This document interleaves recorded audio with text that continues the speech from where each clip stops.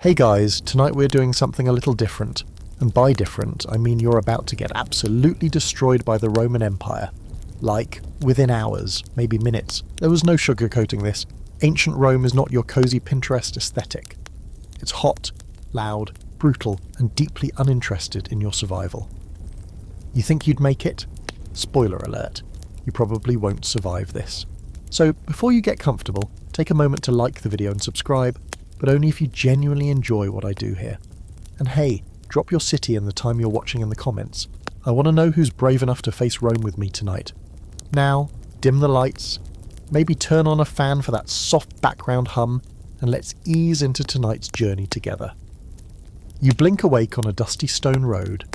There's no pavement, no cars, just sandals slapping on uneven cobblestones, and the pungent scent of wet straw and human sweat. All around you, tunic-wearing Romans push past without a second glance, muttering in Latin, dragging carts shouting prices. You're barefoot, half-dressed in a weird combination of modern clothes and confusion and, oh no, your phone has zero signal. The crowd thickens and pushes you toward a fountain surrounded by cracked marble. A child points at your shoes and laughs. You have no idea where you are, but judging by the lack of plumbing, deodorant and personal space, you've been dropped smack into the height of the Roman Empire. Somewhere around 117 CE, during the reign of Emperor Trajan. Within 10 minutes, you're already sweating, not just from heat, it's anxiety. You know the empire is at its peak, stretching from Britain to Mesopotamia. Roads connect everything, legions keep order, and emperors rule with that smile or sword energy, but none of that helps you right now. You're just a foreigner in a time where foreigners are either traded, enslaved, or blamed for something. Your shorts alone are enough to startle the locals, and you're pretty sure the AirPods in your pocket just labelled you a minor god, or a demon. You try to ask someone for help, big mistake. The man selling figs just stares at you like you barked at him. You stammer something else, and he makes a disgusted face before spitting at your feet. Right, Latin. That's a thing. You shuffle away, trying to avoid more attention, but your weird tunic shorts situation is catching eyes, and not the good kind. You duck down a side street and are immediately hit with a wall of stink. Rotting vegetables, something possibly dead, and a stream of what you desperately hope is just water trickling down the gutter. You press yourself against a building, trying to get your bearings, but that's when a group of kids notices you. They start shouting, laughing at your strange clothes, your panicked face, your obvious lack of clue. One chucks a fig. It misses, barely. There are no signs, no helpful "you are here" kiosks, just sandstone walls, cracked mosaics, and a looming sense that you're not supposed to be here. A man with a big nose and bigger arms barks something at you. You nod because it seems safer than not nodding. He squints, confused, then shrugs and walks off, lucky. Somewhere in the distance, horns blare. Not music, some kind of announcement. People shuffle toward the forum, curious. You follow, figuring maybe there's help, maybe someone official. Bad call. The forum is packed, and a bald man on a platform is yelling about taxes or tithes or traitors. It's all loud and angry. You try to blend in but realise too late that you're the only one not bowing or reacting. Someone notices. "You there!" a voice snaps. You freeze. Everyone turns. A guard in gleaming bronze steps down, points directly at you. "Who are you? What's your station?" You blink. Tourist? He frowns. That wasn't Latin, and it definitely wasn't a good answer. Or murmurs. Another guard joins him. They start advancing. You bolt. You duck through an alley, trip over a crate, recover, and keep going. A dog snarls from a doorway. Someone yells.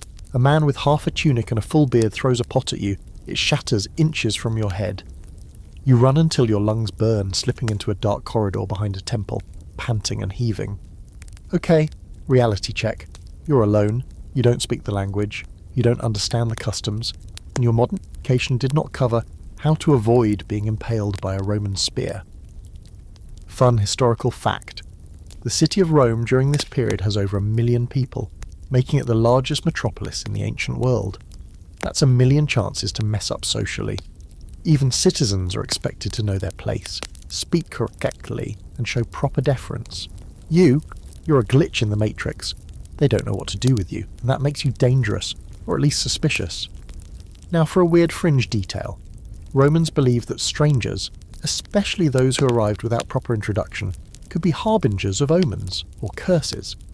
Some cults even kept watch for people like you. You haven't just landed in the past, you've landed in a city that might literally think you're the sign of an incoming plague or rebellion. And here's where scholars still argue, if someone from the modern world did show up in ancient Rome, how would they be received? Some historians believe you'd be enslaved on the spot, others argue you'd be killed as a threat to the social order. A few optimists say you might be taken in by a curious philosopher, but even they agree you'd need to speak Latin fast and probably fake a backstory involving being shipwrecked or concussed. But you've got none of that. You're barefoot, breathless, and nearly crying behind a temple wall hoping no one heard you say tourist. A bell tolls somewhere far away. The sun is dropping lower, shadows stretch across the alley. You know you can't survive out here at night. And this was only your first hour. Let's get this out of the way early. Rome doesn't care about you, it doesn't care about your feelings, your backstory, or your shell-shocked expression as you stumble through its alleyways like a lost contestant from an historical reality show gone horribly wrong. You're in a world where even Roman citizens can barely get by, and you're basically a confused, squishy ghost. A ghost with zero Latin skills, no money, and a face that screams, "Please, rob me." You emerge from behind the temple as the sky turns a bruised shade of pink. Rome at sunset is almost beautiful, if you ignore the raw sewage smell, the buzz of flies, and the possibility of being stabbed for looking at someone the wrong way.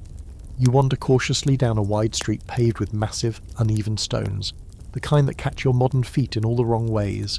The sun's warmth fades fast, and the breeze starts to bite. Great. You're underdressed, underfed, and honestly underqualified for surviving antiquity. And that's when it hits you. You need shelter. Badly. You start scanning for something, anything, an open doorway, a friendly face, even just a covered stoop. Instead, you find a crowd gathering around a man juggling torches near a statue of Mars. His performance is impressive, and for a second you're distracted, until someone reaches into your pocket and yanks out your phone. "Hey!" you shout too late. The thief is already bolting, cackling.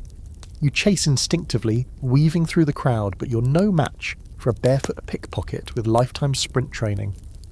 He vanishes into a tangle of back streets, and you're left panting and defeated. Your one connection to the modern world, gone. The only thing more embarrassing than losing your phone in ancient Rome is the realization that it was never going to help you anyway. A young woman nearby eyes you cautiously. She's carrying a bundle of dried herbs and wearing a scarf over her head. You try to look non-threatening, which is hard when you're sweating twitchy and clearly not from around here. She speaks to you in a slow, deliberate Latin you can't decipher. You shrug. She says something else, this time louder, and gestures toward a narrow passage. You nod like you understand and follow. The passage leads to a courtyard with a crumbling well in the centre. People are sitting around on stones, muttering, cooking over small fires.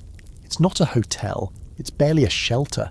It's a makeshift inn for travellers and vagrants, the Roman equivalent of a sketchy hostel that smells like old soup and worse decisions. But it's dry, and for the first time all day, you're not running. You find a spot on a stone bench near the edge of the courtyard and try to settle in. Someone hands you a crust of bread. You take it, cautiously. It's rock hard and tastes like mildew and sawdust, but you eat it anyway. Hunger is hunger. You try not to think about sanitation, or the fact that everyone here is sharing food with visibly dirty hands. You're starting to understand why Roman life expectancy wasn't exactly impressive. Historical side note, the average Roman lifespan hovered around 35 years, if you were lucky. Disease, poor nutrition, and endless wars kept things pretty grim. And don't even get started on sanitation. Sure, they had aqueducts and public baths, but that doesn't mean anything when raw waste still gets dumped in the streets. But here's a weirder detail. Romans were obsessed with curses. Not just casual grumbling, but full-on curse tablets made of lead, engraved with the names of enemies and tossed into sacred springs. If someone wronged you, you didn't write a bad review. You called upon the gods of the underworld to ruin their life. You're kind of hoping no one's done that to you yet, but the night's still young. You try to sleep curled up with your back against the wall, using your arm as a pillow. The stone is cold. Bugs crawl nearby. Somewhere a baby cries. A dog barks endlessly in the distance. You don't sleep. You shiver and doze and wake in a panic more times than you can count. The stars overhead are dim behind city smoke. You wonder if you're dreaming. You wish you were dreaming. Then someone screams. You jolt upright. There's shouting in the courtyard. Two men arguing in slurred Latin. One swings a jug. It shatters against the wall. The other lunges with a knife. Everyone else barely reacts. Apparently this is normal. You shrink into your corner, pretending to be invisible. It mostly works. The man with the knife is dragged away. The blood on the stones glistens in the firelight. You're not in Kansas anymore. You're not even in the ballpark. You're in a place where violence is ambient noise and sleep is a luxury. You think about trying to run, find a better place, a richer area, but you've seen how the wealthy live here. High walls, locked gates, private guards who'd stab first and ask questions never. There's an open debate among scholars about how easy it would be for a stranger to simply blend into Roman society. Some argue that the cosmopolitan nature of Rome would allow a clever, observant foreigner to fake it, especially if they had a good cover story. Others say nope, Romans were fiercely tribal and social identity was everything. Without proper clothes, a patron, and fluent Latin, you were toast. You try to get comfortable again, but your hip is numb from the stone. You sigh and stare at the flames in the centre of the courtyard, wondering how long you can survive like this. You're already dirty, hungry, and deeply aware that you smell like fear and desperation. You need a plan, something better than hope not to die tomorrow. But as you close your eyes and try again for sleep, one thing is crystal clear. Rome doesn't offer mercy to the lost. It offers spectacle, and you, unfortunately, are already part of it. Morning comes like a slap. No soft sunrise, no bird songs, just shouting. Somewhere nearby, someone's yelling about goats, loudly, and with feeling. You crack one sticky eyelid open to a grey Roman morning sky and realise your body aches in places you didn't know existed. Your back feels like it lost a bar fight with a brick wall. Your feet are blistered. Your mouth tastes like despair and ancient dust. You sit up slowly, bones groaning like you're 90. Around you, the courtyard's already alive with motion. Vendors pass by hawking bread and olives. A woman is trying to scrub a stain out of her tunic using water that looks like it crawled out of a gutter. The man who almost got stabbed last night is sitting across the fire pit, now laughing and missing a few teeth. Apparently grudges last about as long as the wine here. You decide to risk it. You're starving, filthy and confused, but at least you're not dead yet. You need food, and maybe, if the gods are feeling generous, someone who can understand even a word of English, or French, or emoji. You shuffle into the main street, trying not to look like a soft target. It doesn't work. You still look like a hungover statue of confusion wearing the Roman equivalent of a burlap sack and shame. Your stomach makes a dramatic protest as you pass a street vendor grilling fish over a smoky pit. The smell hits you like a freight train, salty, oily, and somehow sour. Next to the grill is a vat of what looks like brown paste and smells like, well, imagine the worst parts of a fish in a compost heap had a baby. That's garum, a fermented fish sauce that Romans love with a borderline religious fervour. You take one cautious sniff and instantly regret having a nose. Still, hunger wins. You mime eating, point at a chunk of bread with what might be fish baked into it, and slap down the only coin you grabbed from that sketchy sleeping guy's pouch in the courtyard. The vendor eyes you, sniffs the coin, shrugs, and hands you the food. Progress. You bite, mistake. The bread is stale. The fish is rubbery. The garum is everywhere. It hits your tongue with a rush of rot, salt, and what you can only describe as ancient rage. Your body tries to revolt. Your gag reflex flirts with rebellion. But you chew, you swallow, and you survive. Barely. Fun fact. Garum was the ketchup of the Roman world. It went on everything, from meat to fruit. They even mixed it into wine. That's right, fish wine. You silently thank your ancestors for inventing pizza and move on. As you meander through the market square, you try to listen, to pick up any word that sounds familiar. But the Latin flying around is fast, slurred, and heavy with regional dialects. It's like trying to understand Shakespeare read at double speed by a drunk opera singer. You make eye contact with a merchant and try your best Latin-adjacent hello. It comes out sounding like a sneeze and a question mark had a baby. She narrows her eyes.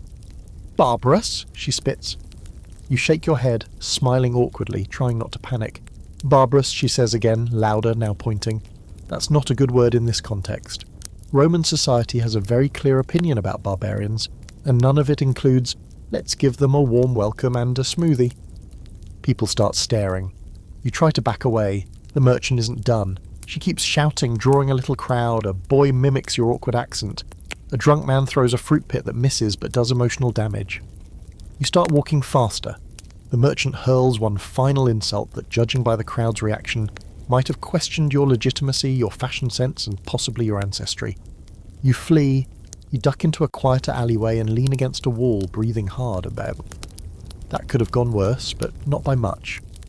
You realise now that language isn't just a barrier, it's a threat. Every time you open your mouth, you risk offending someone, or worse, revealing that you don't belong here. In Rome, that's dangerous. There's an ongoing debate among classicists about how much linguistic tolerance the Romans had for strangers. While Latin dominated, the empire was home to hundreds of languages and dialects. Some say a foreigner with enough savvy could get by with gestures and charm. Others argue that fluency wasn't just helpful, it was survival, especially in Rome, where status and speech were linked like armour and rank. Your silence is starting to look like your best weapon. As you slump down onto a broken column and try to regroup, you notice a man sitting nearby, scribbling into a wax tablet with a stylus. He's older, hunched, with eyes that look like they've seen too much. He watches you for a long moment before speaking slowly. Graecus. You blink. He tries again. Graecus? Athenaeos. You catch the word Greek. You nod cautiously. He seems sceptical but not hostile. He gestures to himself. Lucius. Then to you. Nomen? You panic for a second before blurting out the only thing that comes to mind. Tailor. He frowns. Laurus. You nod. Sure, that works. He writes it down like he's collecting rare bird names. Then he pulls out a small chunk of bread and breaks it in half, offering you some. You accept it with shaky hands. It's dry, but edible. Better than fish sauce trauma bread anyway. For a moment there's peace. You sit in silence, chewing, wondering if you've just made your first real connection. Lucius doesn't press you. Maybe he assumes you're just another wanderer. Maybe he doesn't care, but his calm, unbothered presence feels like a lifeline. You don't know how to ask, but you desperately want to stay near him. At least until the next disaster.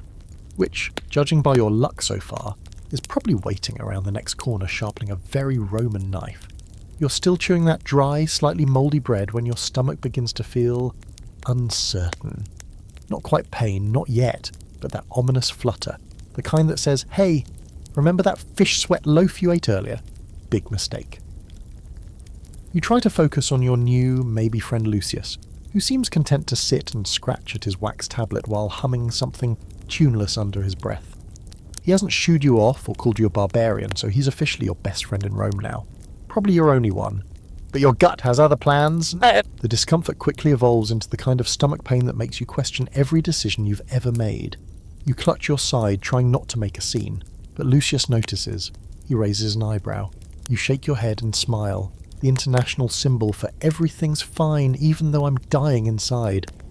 He mutters something, then stands and gestures for you to follow. You hobble after him down a narrow side street lined with cracked statues and laundry hung so low it slaps you in the face. Lucius leads you to a low arched building with steam rolling from the entrance. Carved into the doorway are two Latin words you barely register. Balneae publicae, public baths. Your brain is screaming, this is not a hospital, but your insides are screaming louder. You duck inside and you're instantly hit with thick, wet air and the smell of oil, sweat and too many bodies in not enough space.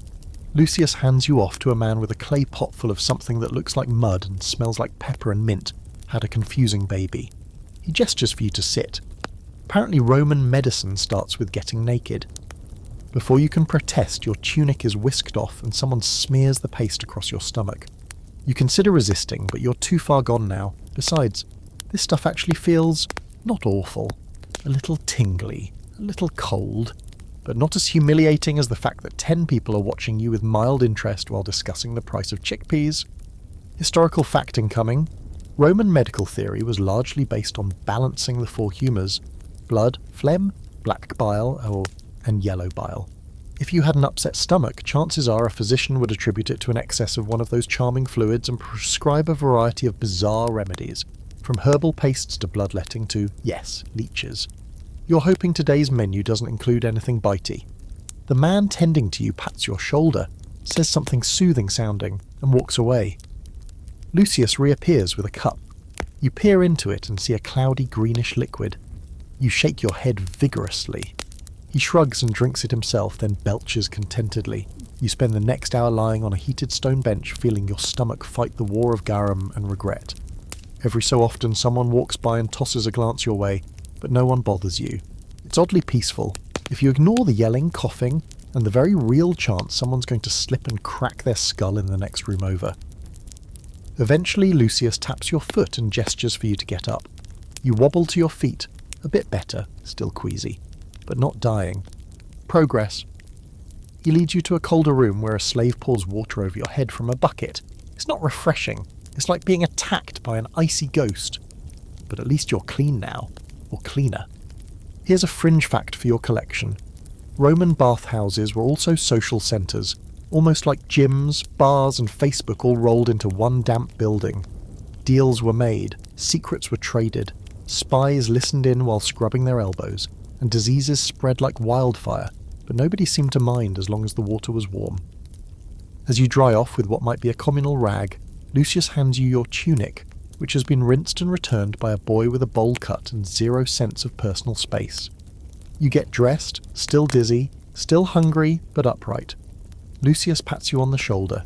You hope this is his way of saying, you didn't die, congrats. You step back into the street. The sun's higher now, the city's louder. The ache in your belly is dulled to a grumble. You're alive, gross, but alive. You decide to stick with Lucius for a while. Maybe he's a scholar, maybe a retired soldier. He seems to know his way around the chaos. You follow him to a food stall where he buys something that looks like flatbread with crushed olives and goat cheese. He offers you a piece. You hesitate but accept. It's actually decent. Salty, chewy and blessedly fish sauce free. You try to thank him. He just shrugs, then gestures to the crowds and says something like, herbs. The city. He draws a rough map in the dust with a stick. Forum, temple, amphitheatre. Domus, he says, pointing to a small square. You assume that's his house. He points to you and lifts an eyebrow.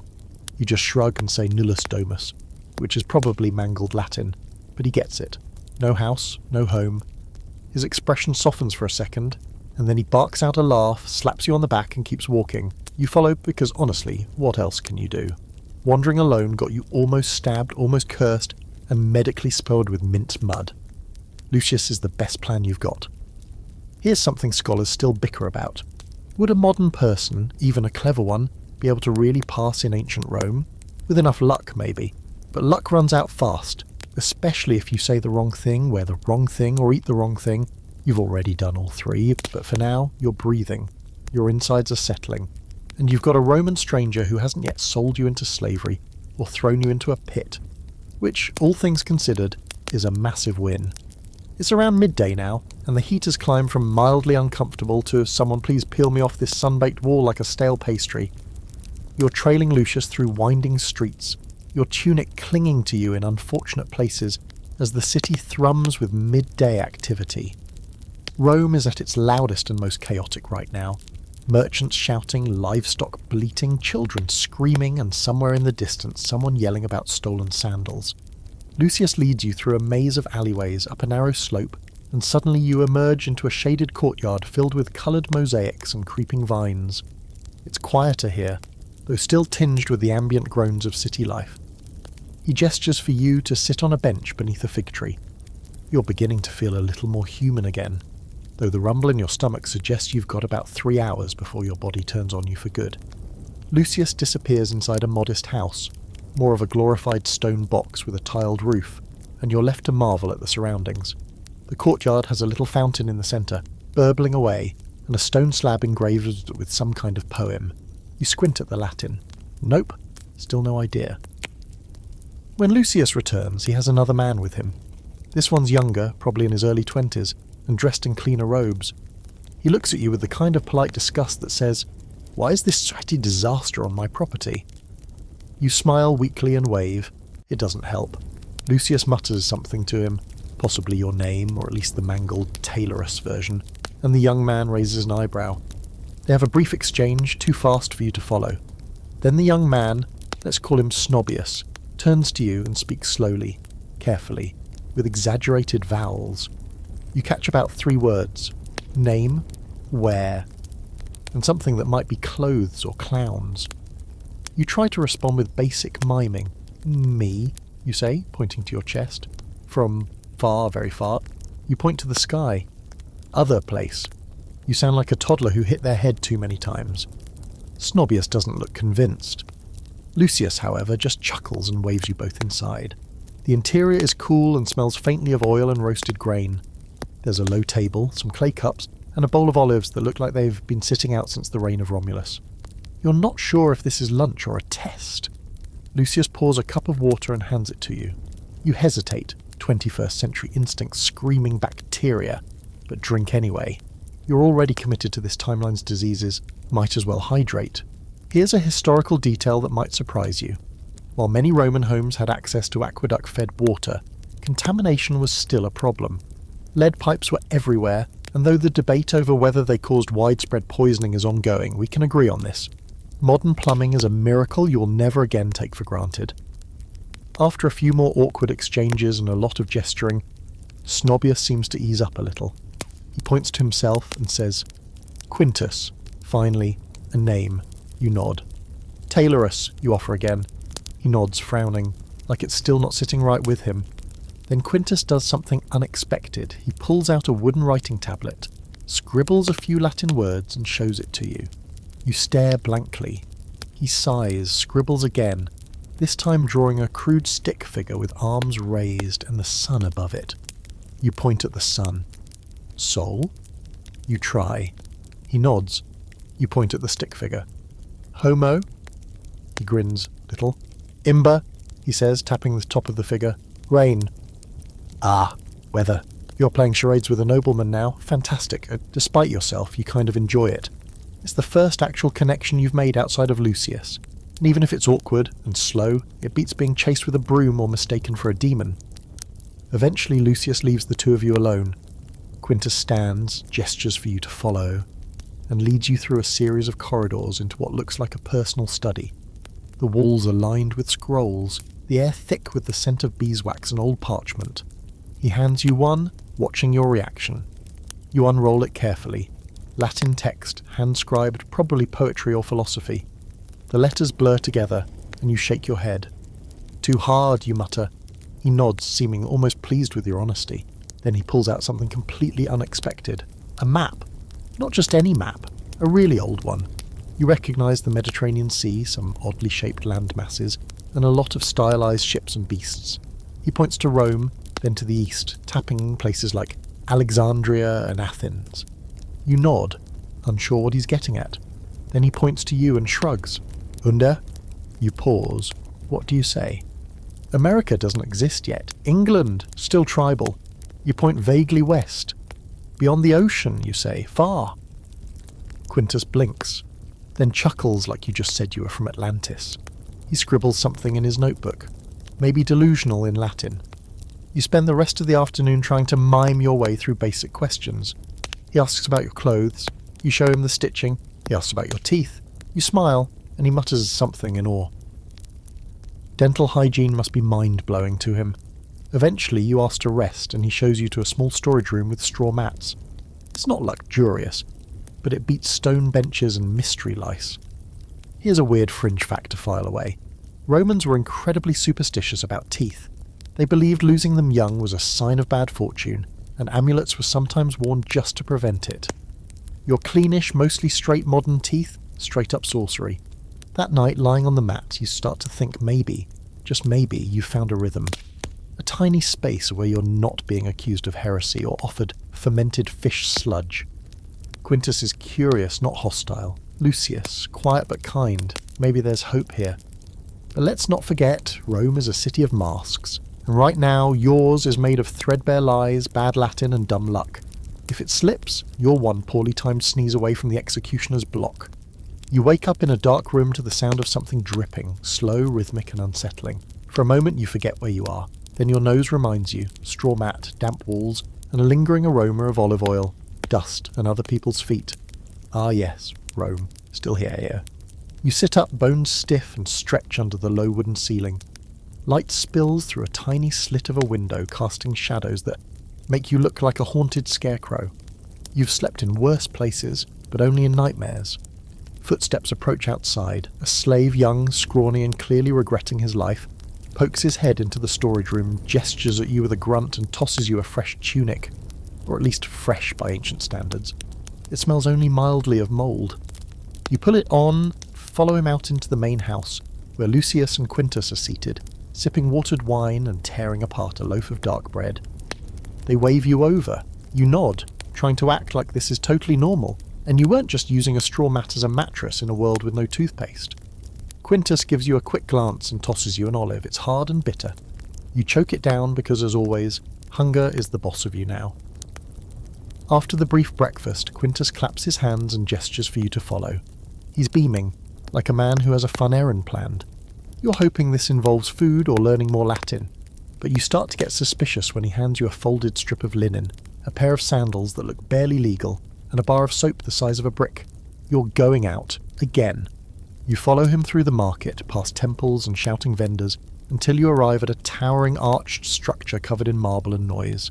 People are streaming in and out, chatting, yelling, laughing. The air smells like charcoal, perfumed sweat, and something roasted. You catch a whiff of urine too.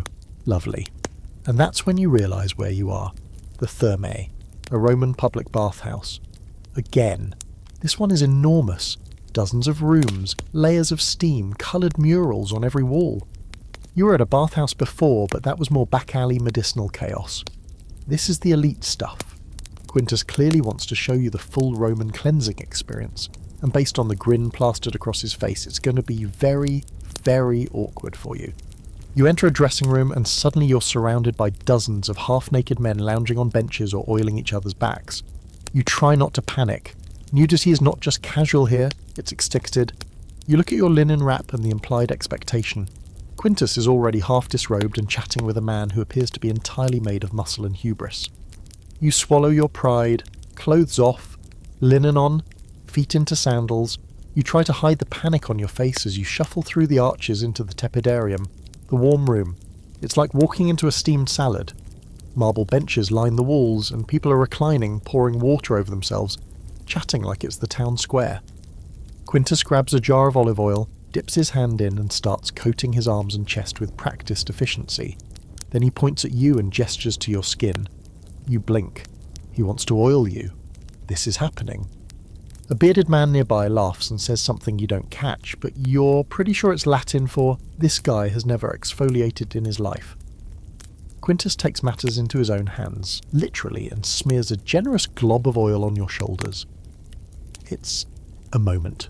You smile awkwardly, not knowing whether to say thank you or apologise.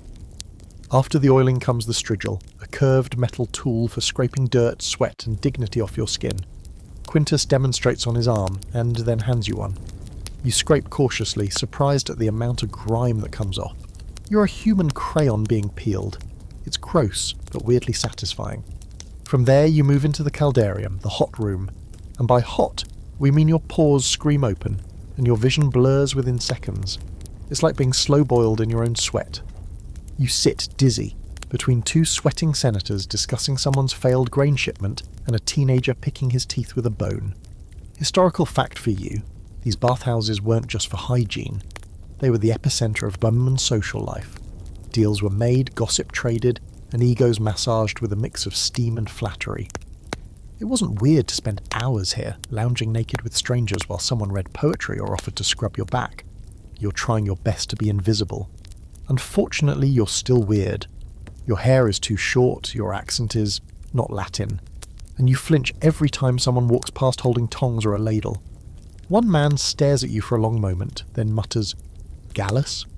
You're not sure if he means a Gaul or a chicken. Either way, you nod and move on. Eventually the whole procession shifts into the frigidarium, the cold plunge. Quintus grins at you and gestures grandly. You shake your head. No. Nope. No thank you. But peer pressure is eternal. A group of men cheer as Quintus cannonballs into the water. Then everyone looks at you. You sigh, close your eyes, and jump. It's freezing. Your soul exits your body. Your thoughts crystallize into a single sentence. I hate everything about this. You surface gasping, spluttering, and possibly inventing Latin profanity on the spot. The crowd roars with laughter. Quintus claps you on the back, his version of affection. You're still not sure whether this is a hazing ritual or a friendship test, but either way you passed. Kind of. Here's your quirky fact of the day. Some Roman bathhouses employed professional armpit sniffers. That's right. People were hired to check for body odour levels and recommend additional scrubbing, which really makes you appreciate your stick of deodorant back home. As you dry off, again with a communal rag that probably has the personal history of a small nation, you feel oddly accomplished. You survived the bathhouse. You scrubbed off a few layers of fear. You didn't die of embarrassment or heat stroke. Progress. Quintus leads you out into the open air, now freshly scented with rose oil and misplaced pride. You both dress in silence. He glances at you with a little nod of approval, like, not bad for a fish-out-of-water barbarian. And then he says something calmly like it's no big deal, but you catch a word, just one. Cena. Dinner. Your stomach growls in response. Great. Now you get to embarrass yourself all over again at a Roman feast.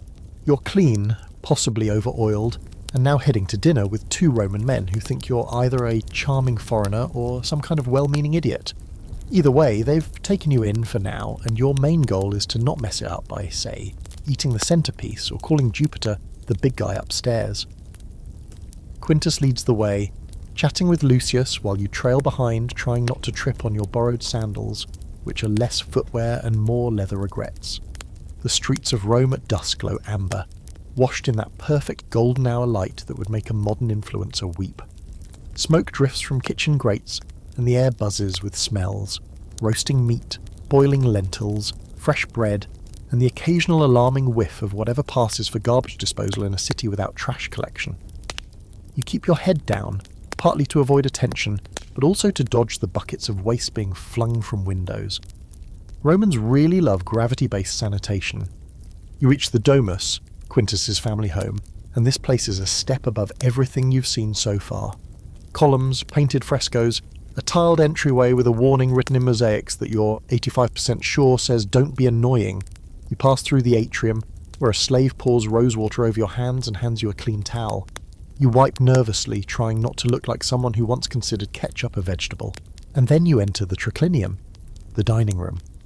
Forget everything you know about tables and chairs. This room is built for lounging. 3 couches arranged around a low table, with pillows so squishy you immediately sink 2 inches into one and feel like a melting marshmallow. Quintus and Lucius take their places, reclining on their sides like it's just another Tuesday, which, for them, it is. You awkwardly copy them, nearly roll off the couch, and manage to knock over a cup of wine. Great start. The first course arrives. Olives, cheese, little pastries stuffed with mystery meat. You pick at it politely, trying not to inhale everything like a desperate raccoon. Quintus talks while he eats, occasionally gesturing to you with bits of food.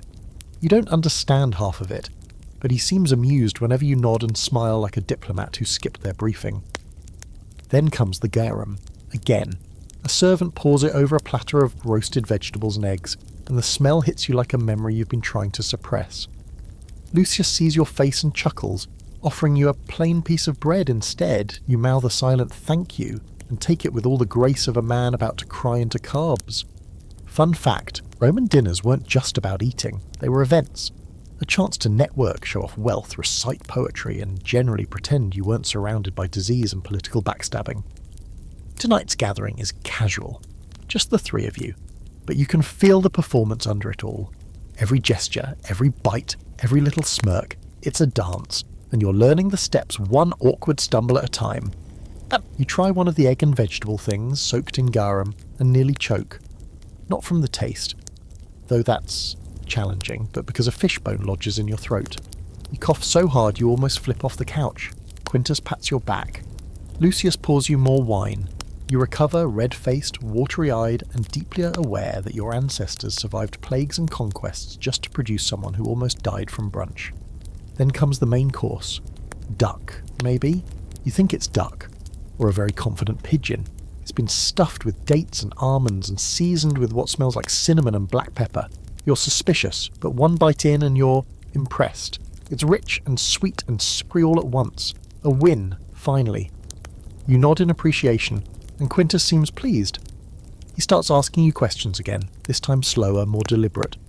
Patria, he says, pointing to you. You recognise that one. Homeland. You point west. Multos dies, you say, hoping that's something close to many days away. He squints, not fully getting it, but nods anyway. Lucius tosses in something that sounds philosophical, probably about fate or goats. You try to ask something back. You say, to scribis, while miming writing. Quintus brightens. Scriba, he declares, nodding. A scribe. Of course, the wax tablets, the ink stains, the slightly smug vibe. It all fits. He taps his head, then his stylus. Verba sunt arma, he says. Words are weapons. You nod like that makes total sense, even though it only half does. Here's a historical truth. Literacy in Rome was rare, but highly valued. Scribes held a unique role. They weren't just writers. They were record keepers, poets, bureaucrats, sometimes even spies. And for a brief moment, you wonder if you could fake that. You can write, sort of, if someone lets you use a pen that doesn't involve dipping into squid ink and praying to Mercury. Then, as if summoned by your thoughts, a slave brings out a scroll and lays it beside Quintus. He unrolls it and starts reading aloud. It's poetry, rhythmic, lyrical, probably in praise of some long-dead general or the moon or both. Lucius claps softly. You just smile, trying not to fall asleep face first into a fig tart. But just when you think you've survived the night, it happens. Quintus gestures to you, hands you a stylus and a small wax tablet. He wants you to write something. Panic. Your hands sweat. You stall by drinking more wine, which was a mistake. You hesitate, then lean over the tablet. You etch a few lines, trying to remember any Latin. You end up writing a sentence that probably says the sky speaks with foot apples. Quintus reads it, blinks, smiles politely. Lucius raises one eyebrow and then bursts out laughing. At least someone's enjoying this. But then Quintus nods encouragingly and says, Discipulus. A student. You. He's not expecting brilliance, he just thinks you're learning. And in that moment you realise this weird Roman noble has decided to teach you. He thinks you're someone worth educating. A clueless barbarian, sure, but not worthless. Here's a scholarly debate you might find comforting. Some historians believe Roman elites were fascinated by foreigners, especially odd ones. They might treat you as a curiosity, a project, even a friend. Others insist they'd see you as a threat. But in Quintus's eyes, for now, you're a puzzle, one worth solving. As the evening winds down, you lie back on the couch, staring at the flickering oil lamp overhead. Your stomach is full, your body is clean, and nobody has tried to crucify you today. A high bar, but here we are. And with that thought, you let yourself close your eyes, trying not to think about the fact that eventually you'll have to leave this house and face the rest of Rome again. Morning hits you with the grace of a goat to the face. You wake up on the same straw mat in Quintus's storage room, mouth dry, back sore, and brain foggy from too much ancient wine, and the emotional whiplash of pretending to be a student instead of a time-travelling lunatic. You stretch, groaning, and hear the unmistakable crunch of straw tangled in your hair. There's also a mild smell of vinegar, and something vaguely metallic, probably the scent of someone boiling bronze nearby, or your own slow descent into smelling like old coins. You shuffle out into the atrium where a few household slaves are already at work, sweeping, pouring water, muttering about laundry and gods. None of them make eye contact. They are trained for invisibility, but you unfortunately are not. Quintus is nowhere to be seen, but Lucius is perched on a bench, eyes closed, muttering to himself. Praying, meditating, or, given how he's swaying slightly, still recovering from last night's garum-laced feast. He opens one eye when he hears you approach, squints like he's trying to identify whether you're a person or a hallucination, and then nods. Salve, he croaks. You respond with your usual go-to, nod, smile, vague hand gesture. You're practically fluent in body language at this point. After some food, more bread, olives, and what might be goat yogurt, you're ushered outside. Apparently, you're on your own today.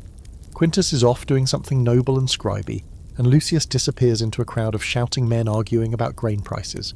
So here you are, alone, again, back in the belly of the beast. The Roman streets hit you differently this time. Now that your body isn't screaming from malnutrition and you're not actively being chased, you can finally look around and absorb it. There's a kind of beauty to the madness. Painted shop signs swinging in the breeze, musicians on corners plucking out shaky tunes, dogs weaving between carts. You spot a fruit vendor piling apples into a basket, their red skins glossy in the sunlight, and for a moment it all feels almost manageable. But then the stares start. It begins with a child, just a quick glance and a whisper to her mother. Then a man slows his walk to get a better look at you. Then 2 more people do the same. You realise too late. Your posture, your walk, your hesitation at every turn, they mark you. You don't belong. Even after the bathhouse, the tunic, the lesson in not dying during dinner, you still move like a foreigner, an outsider, a very obvious question mark in a world that hates confusion. Someone mutters the word again, barbarous. You try to ignore it, moving faster through the crowd. But it keeps happening. Eyes darting toward you. Whispers, people taking a step back as you pass. One old woman makes the sign of the horns with her fingers, warding off evil. You're not just weird, you're unnerving. And in Rome, unnerving has a tendency to get people executed. Historical fact for you, Romans were extremely suspicious of anything unfamiliar. Foreigners, especially those with strange speech or behaviour, were often accused of being witches, spies or omens. Add in any random modern object you still have, say a shoelace or the weird elastic waistband of your undergarments, and you're basically walking superstition bait. You duck down a side alley to get away from the eyes. Bad idea. Within seconds, 2 men follow you.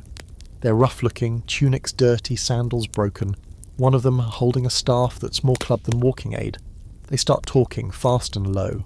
You try to look casual, like someone who definitely knows where they are and is not, in fact, a human lost and found item from another century. One of them steps in front of you. The other blocks the exit. Or they ask something. You don't answer. They try again, louder, more insistent. You shrug, palms up and say, "Non intelligo."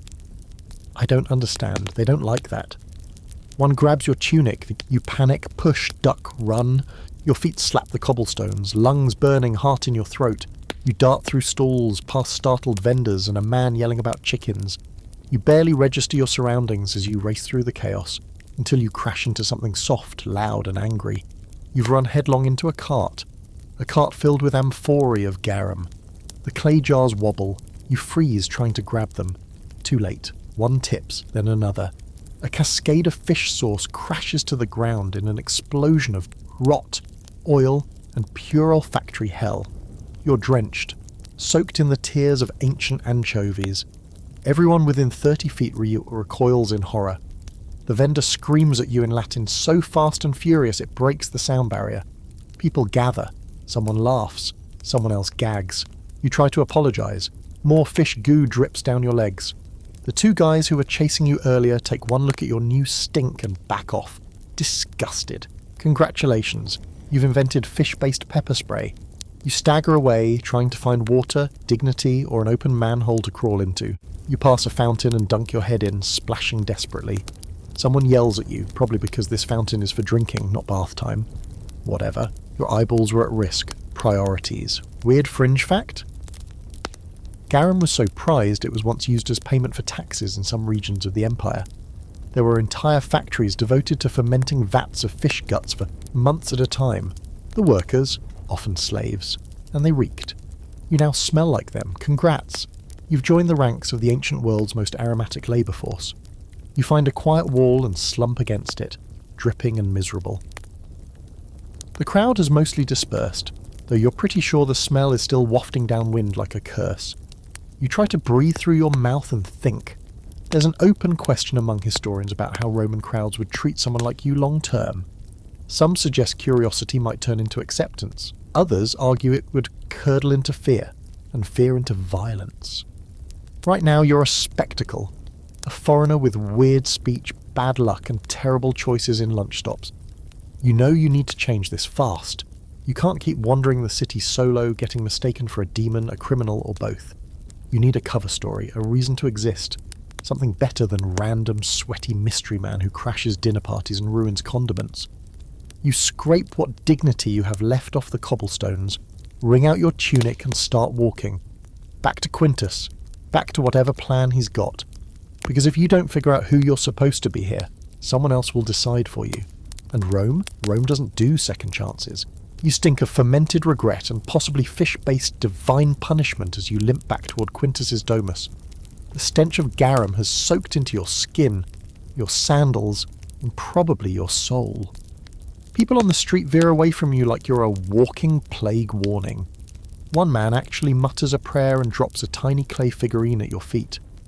You don't know whether to be offended or honoured.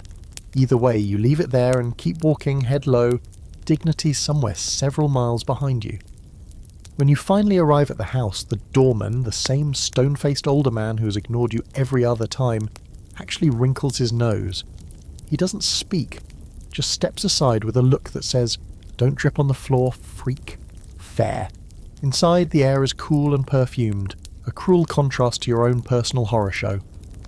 You shuffle through the atrium, already hearing footsteps approaching. Quintus appears, holding a wax tablet in one hand, looking every bit the clean, well-bred Roman scholar. His eyes widen as he sees you. "Quid est hoc?" he asks, voice caught between curiosity and horror. You shrug. "Garum, you say. Can you say?" He flinches, like you just said demon blood. You point at yourself. "Garum accidentum." That's not real Latin, but it gets the point across. You mime a jar tipping and falling. He groans and rubs his forehead. Lucius enters next, takes one whiff, and just turns around without a word. You stand there, dripping on mosaic tile, fully aware that this is the low point of your new Roman life. Or at least you hope it's the low point. If things get worse than this, you're going to need a time machine and about 4 therapists. A servant appears and wordlessly gestures for you to follow. You do, limping behind like a soggy ghost. You're taken through a narrow corridor to a back room you haven't seen before. A utilitarian space with buckets, rags, and what looks like a cauldron over a brazier. A slave is already stirring something that smells like soap and smoke. She gestures to a stool. You sit, and she pours lukewarm water over you while muttering in what might be a mix of Latin and general disdain. You sit still while she scrubs, and scrubs. She practically scours you like a dirty floor, scraping under your nails, scrubbing behind your ears, muttering garum over and over like it's both a curse and a diagnosis. When she's done, you're raw, red, and smell faintly of ash and lavender. Better, but still emotionally tenderized. While you dry off with a rough linen cloth, Quintus pokes his head in, now looking more curious than grossed out. He raises an eyebrow. Again? You nod. Again? You mime someone chasing you. Hominus? Rapiant? That might mean men grabbed me or men turned into rapids. Either way, he gets the gist. You point to yourself. Alienus. Stranger. He sighs, then enters fully, folding his arms. You think he's going to scold you, maybe send you packing.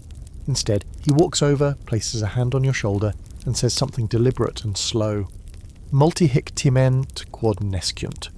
You catch the words, many here fear what they don't understand. That hits hard because he's right. You don't belong, you look wrong, speak wrong, act wrong, and this place, it doesn't have patience for wrong. Quintus walks you back toward the study.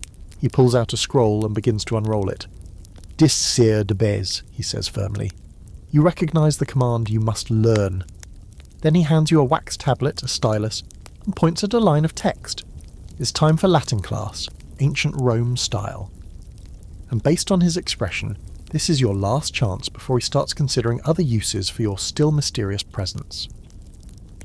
For the next hour, you stumble through basic vocabulary. He points at things, table, wall, fire, wine, and you repeat the words. Sometimes you guess right, sometimes he corrects you. Every now and then, Lucius walks by and throws in a sarcastic comment. You don't understand most of it, but the tone translates. You're basically a linguistic toddler, and the grown-ups are just hoping you don't poop on the floor. Still, you're learning. You start to get the rhythm of Latin, the case endings, the word order that makes no sense until it suddenly does. You remember bits from long-forgotten school lessons. A phrase clicks, then another, and then Quintus gives you a nod. A small one, but it feels like winning the Olympics. Here's your historical moment for today. Formal education in Rome was brutal. Young boys, Girls didn't get much in the way of schooling, would recite texts until their throats bled, often with a tutor standing nearby holding a stick. Grammar, rhetoric, philosophy. Memorize, recite, repeat. Your lucky Quintus seems to have the patience of a mildly amused demigod. Then, to your surprise, he switches topics. Hodi, templum Iovis.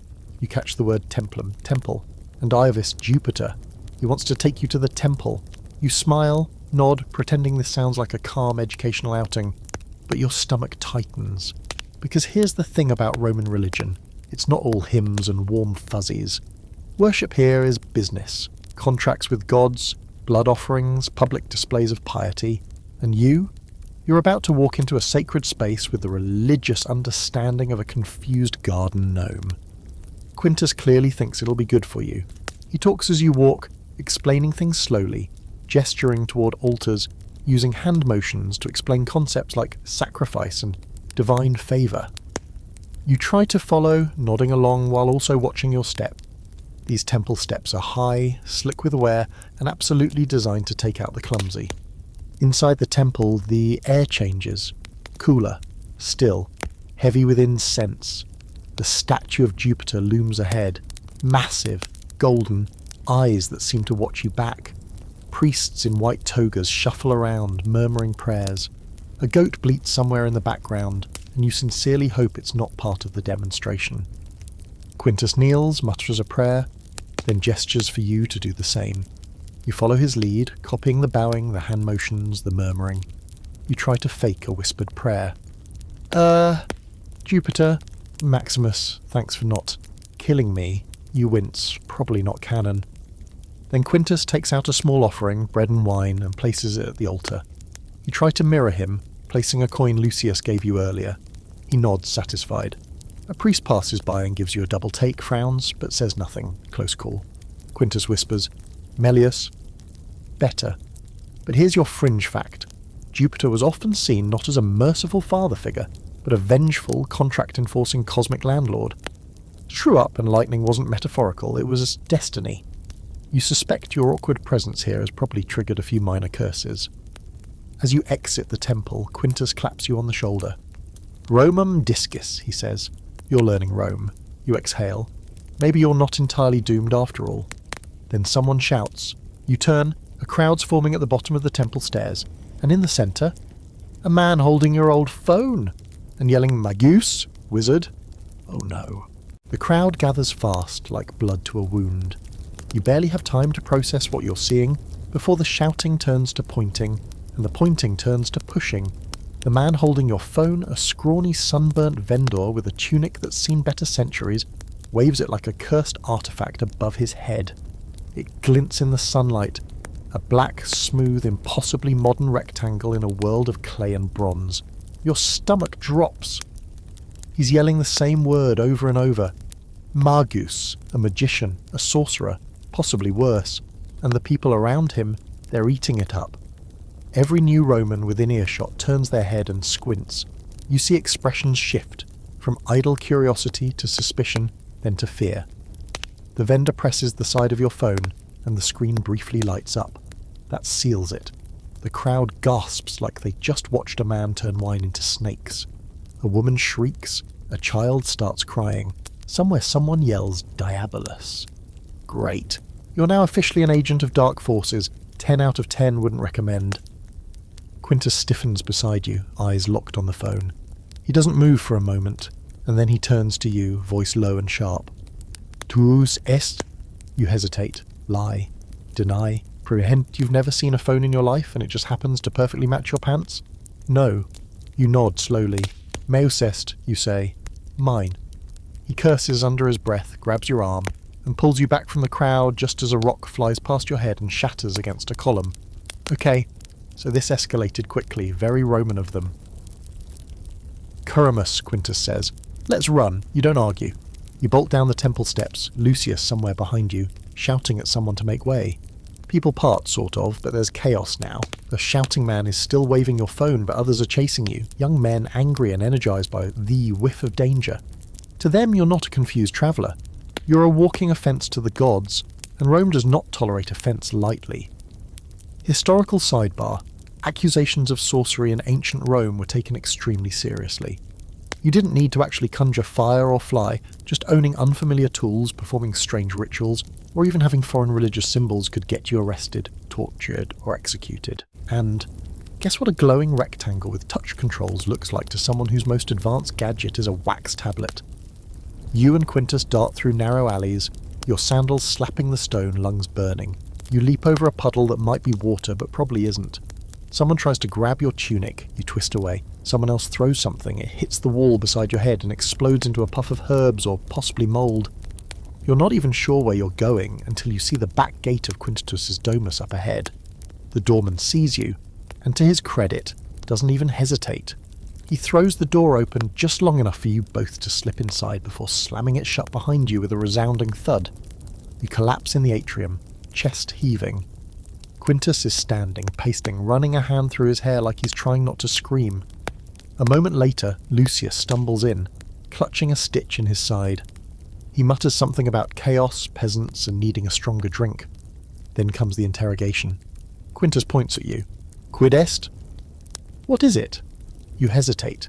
You don't know how to explain an iPhone in Latin. There is no Latin for Bluetooth.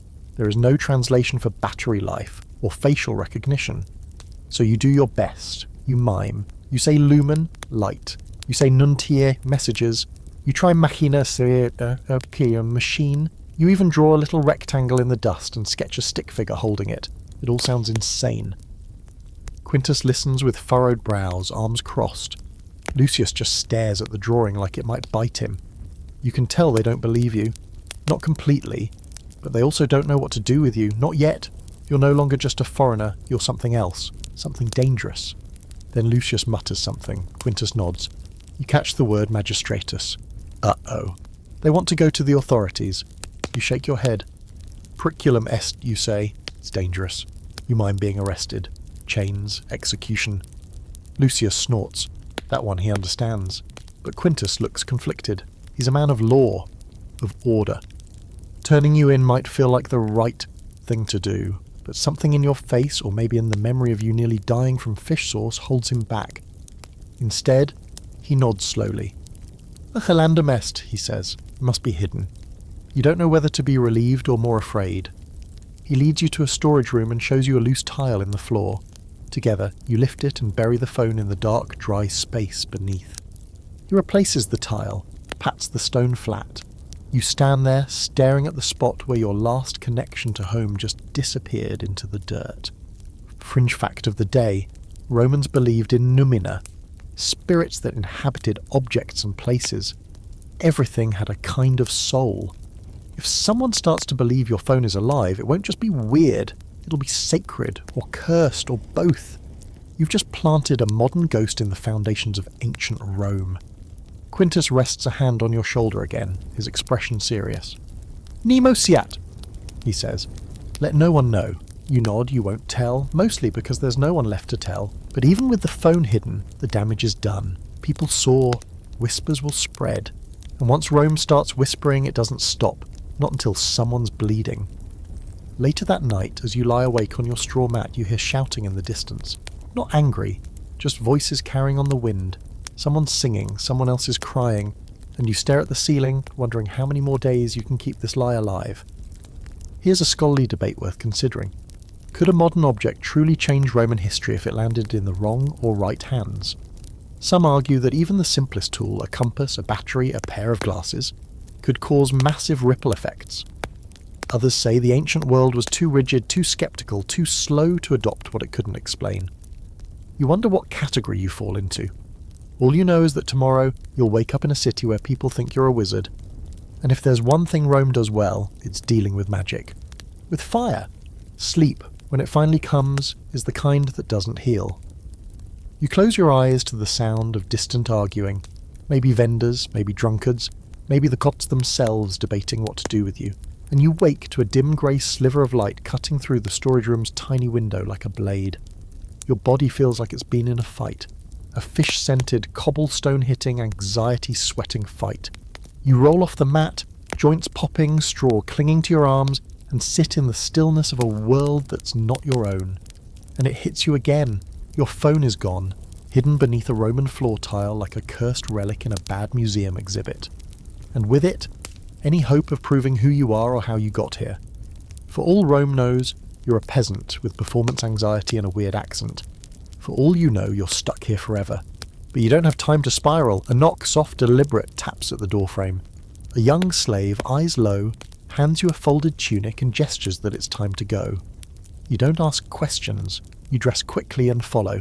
Barefoot on cold tile, the silence between your footsteps oddly loud. Instead of heading to the usual study, you're led through the rear courtyard and into a part of the house you haven't seen before. Stone gives way to wooden beams, and the scent of oil lamps hangs in the air. You're brought to a narrow, dark stairway that descends into a chillier space, a cellar or some kind of storage chamber. There's no welcome sign, but the message is clear. You're not safe upstairs anymore. Quintus is there, pacing beside a table covered in scrolls and wax tablets. He doesn't look at you right away. When he finally does, his face is pinched, his eyes tired. Multiloquenteur, he says. Many are talking. You nod because, yesterday was loud. He gestures to a bench. You sit. He walks over and lays a hand flat on one of the tablets. Hoc non potest humanere, he mutters. This cannot last long. Then, after a pause, he asks the question you've been dreading. Es neverus magus? Are you truly a magician? You flinch. You consider answering with a flat no, but your hesitation fills the space before your words can. Non, you finally say. Non magus alienus. Not a magician, a foreigner. You hope that's enough. Lucius arrives moments later, less grumpy than usual, but still sporting the look of someone deeply irritated by the mere existence of mornings. He gives you a brief once-over and slumps into a seat. A slave brings in water and bread. No one touches it. Then Quintus lays out the new plan. You're going to lay low, stay out of public spaces, avoid temples, avoid questions. He says the word suspicio more than once. Suspicion. Rome, it seems, isn't quick to forget strange displays of glowing rectangles. You nod again and think, okay, exile light. Could be worse. But then Lucius suggests something that makes your heart stop. Carcer. Prison. The word sits on the table like a dead animal. Quintus doesn't answer right away. He rubs his jaw, looking away. Then finally he says, Non, nondum. Not yet. But the idea is out there now, and your stomach knots. Here's your historical fact of the day. Roman prisons weren't institutions for long-term punishment. They were holding cells, dank, dark, rat-infested, used to keep people until trial or execution. You weren't supposed to stay long because no one could stay long. Disease and despair would finish you off before the magistrate even picked up his stylus. You ask slowly, Ubi, carcer? Where is the prison? Quintus frowns but humours you. He draws a quick map in the dust on the floor.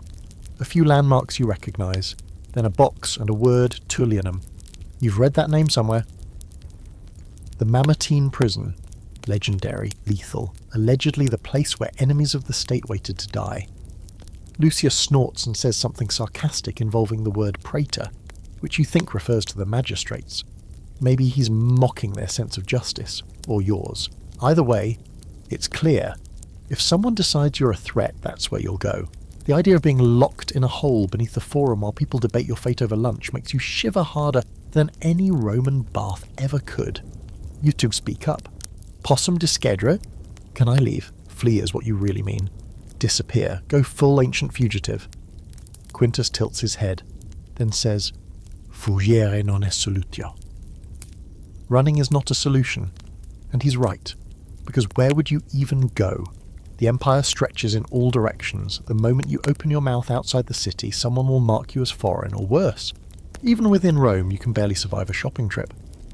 He has another idea. He points to a scroll. Philosophiam. Philosophy. You blink. You just asked if you should go on the run, and he's offering you Plato. Quintus explains slowly that his teacher, an older scholar named Septimus, runs a small group of students in the Subura district. Hidden, discreet. Not the kind of place people come asking questions. He could take you there, maybe pass you off as a mute or a foreign student. Give you something to do while this all cools off. It's absurd. You're barely literate in Latin. And now they want to drop you into a room with toga-clad Socrates fanboys debating the meaning of honour while sipping fig wine. And yet, you nod. Because what else is there? Fringe fact. Rome loved its philosophers, but only as long as they stayed in their intellectual lane. Once they started questioning the gods, the emperor, or the economic system, oops! Suddenly people started falling down staircases or accidentally choking on grapes. The rest of the day passes in quiet tension. Quintus gives you a primer on basic phrases. Lucius dozes in the corner, and you try not to imagine what a Roman dungeon smells like. That evening, Quintus leaves briefly and returns with a new tunic for you. Plainer, rougher, less suspicious. He hands you a scroll and says, Legere tenta. Try to read. You spend an hour stumbling through it. He doesn't laugh. Later in the dark, you whisper to yourself over and over, non magus, discipulus, alienus, non periculosus. Not a magician, a student, a foreigner, not dangerous, a prayer, a mantra, a lie you hope becomes the truth. The Subura is alive before dawn. It's the kind of place that never really sleeps. It just lowers its volume to a murmur and then ramps right back up with the sun. Chickens cluck underfoot, dogs bark at shadows, vendors yell like it's their only hobby, and the air already tastes like hot stone, sour wine, and faint desperation. This is the Roman slum, the beating, grimy heart of the city where fire breaks out monthly, and no one's ever not yelling about something. If you thought you looked out of place in the Forum here in the Subura, you're practically a circus act. Quintus leads the way, head down, moving through the crush of bodies with that Roman confidence that says don't touch me unless you want to eat curb. You're trying to mimic him, shoulders square, gaze forward, but you keep catching smells you wish you hadn't, and every fourth person that bumps into you feels like a potential mugger or amateur assassin. If anyone notices the faint aura of, this man recently buried an iPhone, they don't say anything. After 20 minutes of navigating alleys, shouting beggars, and a group of children having a very aggressive stick fight, you arrive at a nondescript door wedged between two leaning buildings that look like they gave up on standing straight decades ago. Quintus knocks once, then again, in some rhythm that probably isn't secret code but still feels mildly dramatic. The door opens. An older man stands there, bald except for two wild tufts of hair that have formed a kind of permanent halo around his temples. His eyes are sharp and suspicious, and his nose is the kind that could have its own postal address. This, apparently, is Septimus. He looks at you like he's already disappointed in your entire bloodline. Quintus speaks to him rapidly in Latin, gesturing vaguely at you with the tone of a man explaining that he brought a stray home and swears it won't poop on the carpet. Septimus listens, grunts, then steps aside. You're in. The inside is dim and surprisingly quiet. There's a courtyard beyond the entry hall with a few other men and boys, students you assume, lounging on benches with scrolls in their laps and expressions ranging from bored to smug. One of them glances up at you, snorts, and returns to drawing circles in the dust with his toe. You're already popular. Quintus says a few last words to Septimus and then clasps your arm. Discere, setes, son, he says. Learn, but keep silent. You nod, and then he's gone, swallowed by the noise of the Subura as quickly as he arrived. You're alone now. Septimus eyes you again, then gestures to a bench. You sit. It's not comfortable, but you've grown used to discomfort by now. It's part of the Roman ambience. He places a scroll in your hands, clearly expecting you to do something useful with it. You try to read the opening line. Virtus in media stat. Virtue lies in the middle. Something like that. You say it aloud, slowly, badly.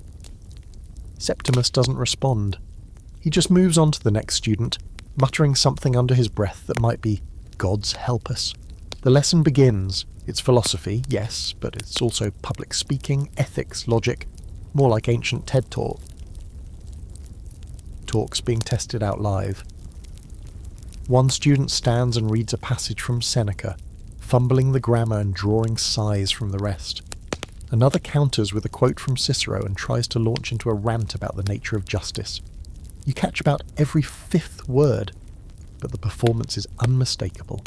These aren't just students. They're future lawyers, orators, politicians. They're sharpening their tongues like swords, and you're here with a butter knife and a concussion. You try to stay quiet, nod at appropriate times, and look less confused than you are. It works, until Septimus points at you. 2, he says. Ew. You sit frozen. A bead of sweat trickles down your back. He tosses a short passage at you, 2 lines, maybe 3, and says, "Ledge." Read. You take the scroll. Your hands are shaking, but you do your best. "Homo sum humani nihil a me alienum puto," you say slowly, tripping on the vowels. "I am human. Nothing human is alien to me." The irony of that line almost makes you laugh. Septimus squints. The other students look up, more surprised than impressed. One snickers. "Loqui potes?" Septimus asks. "You can speak." You hesitate. You nod. "Param," you say. "A little." And just like that, the mask cracks. Septimus leans forward, curious now. He asks where you're from. You answer with your usual vague gestures westward. He asks what you know. You say not much. He nods slowly, then says something that stops you cold. "Barbarous S?" You pause.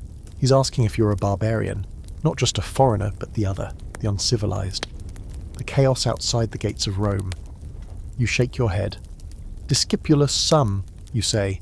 "I am a student." There's a silence. Then Septimus lets out a single dry chuckle. "Omnes sumus," he mutters. "We all are." From there, he doesn't press you further. You're allowed to stay, if you can keep up. The rest of the lesson is less terrifying, more engaging. You even understand a few arguments. You scribble notes. You ask a question, quietly, clumsily, but it's still a question. A few of the students glance at you like you've grown a second head, but one actually nods. Impressed or amused, you can't tell. Here's a historical wrinkle. The Subura, while known for its danger and squalor, was also a melting pot of ideas. Philosophers, radicals, playwrights, all rubbing elbows with beggars and criminals. It was messy but fertile ground for thoughts that could one day upset empires. Later, during a break, one of the younger students, thin, sharp-nosed, smug in that teen genius kind of way, sidles up to you. "You're not from anywhere near here," he says in Latin, eyeing you like a puzzle. You try to play dumb. He smirks. "Don't worry," he says. "Philosophy welcomes madness." You're not sure if that's reassuring or a veiled threat, but either way, he offers you a piece of fig, and you accept. As the sun sets, Septimus dismisses the group with a wave. You stand slowly, sore and drained, but something in your chest feels stronger. Not hope, not yet, but maybe a shape that could become it. You walk home with Quintus through the darkening streets, him asking questions, you answering in fragments. He seems pleased. At the gate of the domus, he turns and says, "Fortasse tibi locus hic est." Perhaps there is a place for you here.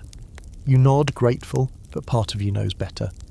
You might have a seat in the school, a straw mat to sleep on, a few words of Latin carved into your brain, but you're still a stranger. And Rome never forgets a stranger with a secret. You don't plan on getting dragged into a religious ceremony the next morning, but, well, this is Rome, and plans are more like polite suggestions the gods ignore while they set everything on fire. It starts innocently enough. Quintus hands you a scroll over the breakfast and says something about a festival. You hear the words sacrum and templum and assume it's another quiet little visit to drop off some bread and maybe pretend to understand a prayer. Wrong, so very wrong. By mid-morning, you're being herded down a wide avenue crammed with people, banners, incense smoke and oxen covered in gold-leaf paint. The whole city's out to today. You're jostled shoulder to shoulder with senators, beggars, soldiers, and a man carrying what appears to be an entire cooked pig on a tray. Music fills the air, drums, pipes, something metallic being hit rhythmically, and all around voices chant in rough unison. You can't understand most of it, but it doesn't sound like the fun kind of hymn. You're attending a sacrificium publicum, a public ritual offering to the gods, in this case Jupiter himself. The people of Rome are asking for favour. You, meanwhile, are just trying not to vomit on a priest. You and Quintus push through the crowd toward the Capitoline Hill, where the great temple of Jupiter looms like a marble mountain. The structure is massive, columns thick as tree trunks, banners flapping in the wind, and a set of stairs designed specifically to ruin your knees. You climb them anyway. There's no backing out now. At the top, you're nearly blinded by the sheer spectacle. Bright fabrics ripple from the walls. Fire blazes in braziers on either side of the altar. A line of priests in white robes chants steadily, while waving bronze instruments that clang with every step. The centerpiece is a pristine white bull decorated with garlands and standing so still it almost doesn't seem real. The crowd falls quiet. A high priest steps forward. He's ancient, bald, stern and radiating that "I talk to gods, what do you do" energy. He raises his hands. The chanting stops. The air holds its breath. Then he begins the invocation, speaking Latin with the fluidity and power of a man who's been doing this longer than you've been alive. Probably longer than the invention of door hinges. The priest raises a curved knife. You realise with sudden clarity that the bull is not a guest of honour. It's the main course. You look to Quintus, wide-eyed. He gives you a glance that says, "Don't freak out," which is not at all helpful. The priest completes the chant. 2 assistants step forward, and before you can even process it, the knife comes down, clean and brutal. The bull collapses. Blood pools rapidly, dark and steaming across the stone floor. You're too shocked to speak. The smell hits next, sharp, metallic, overwhelming. A wave of nausea crashes over you. You stumble backward, bumping into a richly dressed matron who hisses at you like you just kicked her sandals. You mutter an apology, then realise you're shaking. Here's your historical fact of the day. Roman sacrifice was not symbolic. It was literal, blood, guts, and divine transaction. You gave to the gods, they gave back. If they didn't? Clearly someone messed up the ritual and heads would roll. This wasn't about faith, it was about order. Debt. Obligation. And now you're in the splash zone. The priest begins inspecting the bull's liver, calling out words you don't understand but recognise from your dusty mental file labelled bad omens. People murmur, frown, a few cross themselves. Something's off. The priest glances at the crowd and locks eyes with you. Just for a moment, it's nothing. A flicker.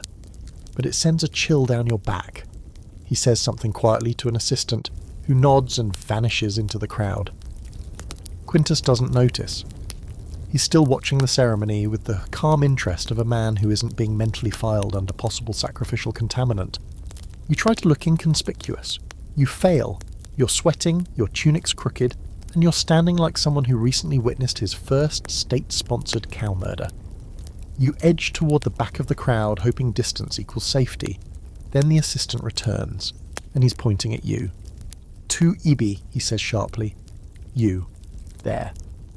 People turn, you feel the heat of their stares, your throat tightens. "Cur," you ask, trying to keep your voice steady. "Why?" The assistant just repeats the command, louder this time. "Venias." Quintus steps between you and the priest's man, saying something else low and quick. There's an argument, brief but tense. Words like superstitio and auspicia get tossed around. You don't catch all of it, but it's clear they think your presence has soured the ritual. Bad signs, unfavourable omens. Your face is officially associated with a messed up sacrifice. Fun, fringe fact. Romans believed in haruspicy, divining the will of the gods by examining animal organs, especially the liver. If the liver looked wrong, someone or something had offended the gods. And when the ritual went sideways, they didn't blame the knife. They blamed people, foreigners, strangers like you. Quintus is arguing hard now. The priest's assistant seems unconvinced. You hear the word interrogatio, questioning. Your chest tightens. Then a loud voice cuts through the air. "Satis! Nuff!" Everyone freezes. The high priest has stepped forward again. He glares at the assistant, then turns to you. Slowly he raises a hand in a dismissive wave. "Discadat," he says. "Let him go." The assistant bows, reluctantly. Quintus grabs your arm and pulls you into the crowd, moving fast. You stumble down the steps, almost twisting your ankle, and don't stop moving until you're several blocks away, bent over in an alley, gasping for breath. Quintus doesn't say anything. He just stands beside you, arms crossed, as you try not to throw up. Finally, he mutters, "Diorum oculi sunt." The god's eyes are on you. Awesome, no pressure. There's a quiet moment. Then, in a tone that's not entirely joking, he adds, "Si iterum tea templum ducum me oxid." "If I ever bring you to a temple again, kill me." You both laugh, weakly, but it's still laughter. Maybe that said something. That night, as you scrub the faint metallic scent of blood off your skin and lie awake staring at the ceiling, you wonder what exactly they saw in that liver. What omen? What sign? And what happens next if the gods really are watching you? The next morning brings bruised skies and a humid weight in the air that makes everything stick to everything else. Your tunic, your hair, your dignity. You wake up groggy and ache-limbed on the straw mat. muscles stiff from standing in the shadow of angry priests and nearly becoming the centerpiece in a celestial blame game. It's not even light yet, but there's already clattering in the courtyard and the sharp bark of commands drifting through the open shutters. You sit up, groaning, and that's when you hear it. Marching, not the polite shuffle of sandals on tile, not the sleepy stumble of a slave beginning his day. No, this is synchronized, rhythmic, heavy, boots, lots of them, military. You peek through the slatted window and spot them. Rows of Roman soldiers in uniform, moving in that tight, terrifying formation like they were born to stomp people into obedience. Your stomach drops. Quintus knocks once before entering, which is generous given he technically owns the room and you're the weird stray he let in. He's already dressed, serious. He throws a bundle at you, a thicker tunic, darker fabric, and a belt. Indue, he says, put it on. You don't argue. You're not going to school today, he adds, carefully, in slow Latin. You're coming with me. To where, you ask. He hesitates. Castra, the military camp. You pause mid-tunic. Why? He sighs, then sits beside you. Every Roman citizen must train. Even me, and my father's friend Centurion, he asked me to bring someone. He eyes you. A volunteer. You try to process that. You've been mistaken for a barbarian, accused of sorcery, nearly sacrificed, and now someone wants you to play soldier. Optimus, he says with a smirk. He thinks you look like someone who needs discipline. You open your mouth to protest, then shut it. Because what's the alternative? Stay here and be remembered as the guy who cursed a temple? At least in a camp. Maybe you blend into a crowd. Maybe. By mid-morning, you're walking the main road out of the city, flanked by Quintus and two other young men, both cousins or childhood friends, judging by their way too relaxed attitudes. One keeps glancing at you like you're a walking novelty. The other just grins every time you trip on your own borrowed sandals. The road eventually leads to a massive fortified space beyond the city walls, the Castra. Roman military camps are basically cities within cities. Gridded streets, barracks, walls, a central command, everything built with terrifying precision. You'll wave through the gates without fanfare. Soldiers barely glance at you, which is comforting, for now. You pass training yards, rows of practice dummies, and young men hammering away with wooden swords. The air is filled with shouting, grunting, and the occasional thwack of someone being dramatically humbled by a wooden spear to the stomach. And then you meet Optimus. He's the centurion Quintus warned you about. Square jaw, square shoulders, square personality. He has the look of a man who once fought a bear for sport and still complains that the bear didn't try hard enough. He sizes you up like you're a disappointing loaf of bread. This is the one? He grunts at Quintus. Quintus nods, already regretting it. Optimus barks something incomprehensible and gestures for you to step forward. You do. He circles you, then pokes your shoulder. You soft, he says in slow, heavily accented Latin, clearly for your benefit. You run, you sweat, you maybe don't die. Encouraging, and so it begins. Your introduction to the Roman military lifestyle is not gentle. First, you run. A lot. In circles, on gravel, in heat that feels like a slow roast. Quintus jogs beside you at first, clearly used to this. You, on the other hand, last about 15 minutes before your lungs feel like raisins and your legs are filing for separation. Then come the drills. A thick wooden sword is shoved into your hands. It's heavier than it looks and completely unbalanced. You're expected to swing it at a post repeatedly, while Optimus yells things like, "Strike like you mean it," and "Pretend the post is your enemy, not yourself." You hit the post, it barely moves, your arms ache, you hit it again, and again and again. Historical fact. Roman military training was brutal on purpose. Soldiers were drilled with weapons twice as heavy as the real ones, so when it came time for actual combat, the real gear felt like feathers. And they trained constantly, marching, stabbing, constructing siege weapons, building roads. Being a Roman legionary wasn't just a job, it was a lifelong government-sponsored workout program with death as a bonus feature. You're eventually dragged to the javelin range. Someone hands you a pilum, a long, thin spear designed to bend on impact so enemies couldn't throw it back. You're told to throw it at a straw dummy. You do, it sails about 4 feet, droops mid-air, and lands like a depressed stick of spaghetti. The soldiers nearby try not to laugh. One fails. By midday, you're covered in sweat, dust, and what might be a bruise in the exact shape of a training sword handle. Optimus finally waves you off with a grunt. "You're not dead," he says. "Try again tomorrow." You nod weakly, then nearly collapse against a water barrel. Quintus tosses you a piece of bread. "Not bad," he says. "You only fell down twice." 3 times, you mumble, chewing slowly. The bread tastes like sawdust and failure. As you sit, slouched and sore, you realise something strange. No one here cares where you're from. The soldiers have their own problems, their own routines. To them, you're just another skinny recruit who needs muscle and a miracle. There's something comforting about that. You're anonymous again. Not the barbarian, not the magician, just the guy who threw a pilum like a sad noodle. Fringe fact for the day. Non-citizens could actually earn Roman citizenship by serving in the army. After 25 years, you got land, money, and a legal status upgrade, if you survived. Big if. On the way back into the city, Quintus is quiet. Not distant, just thoughtful.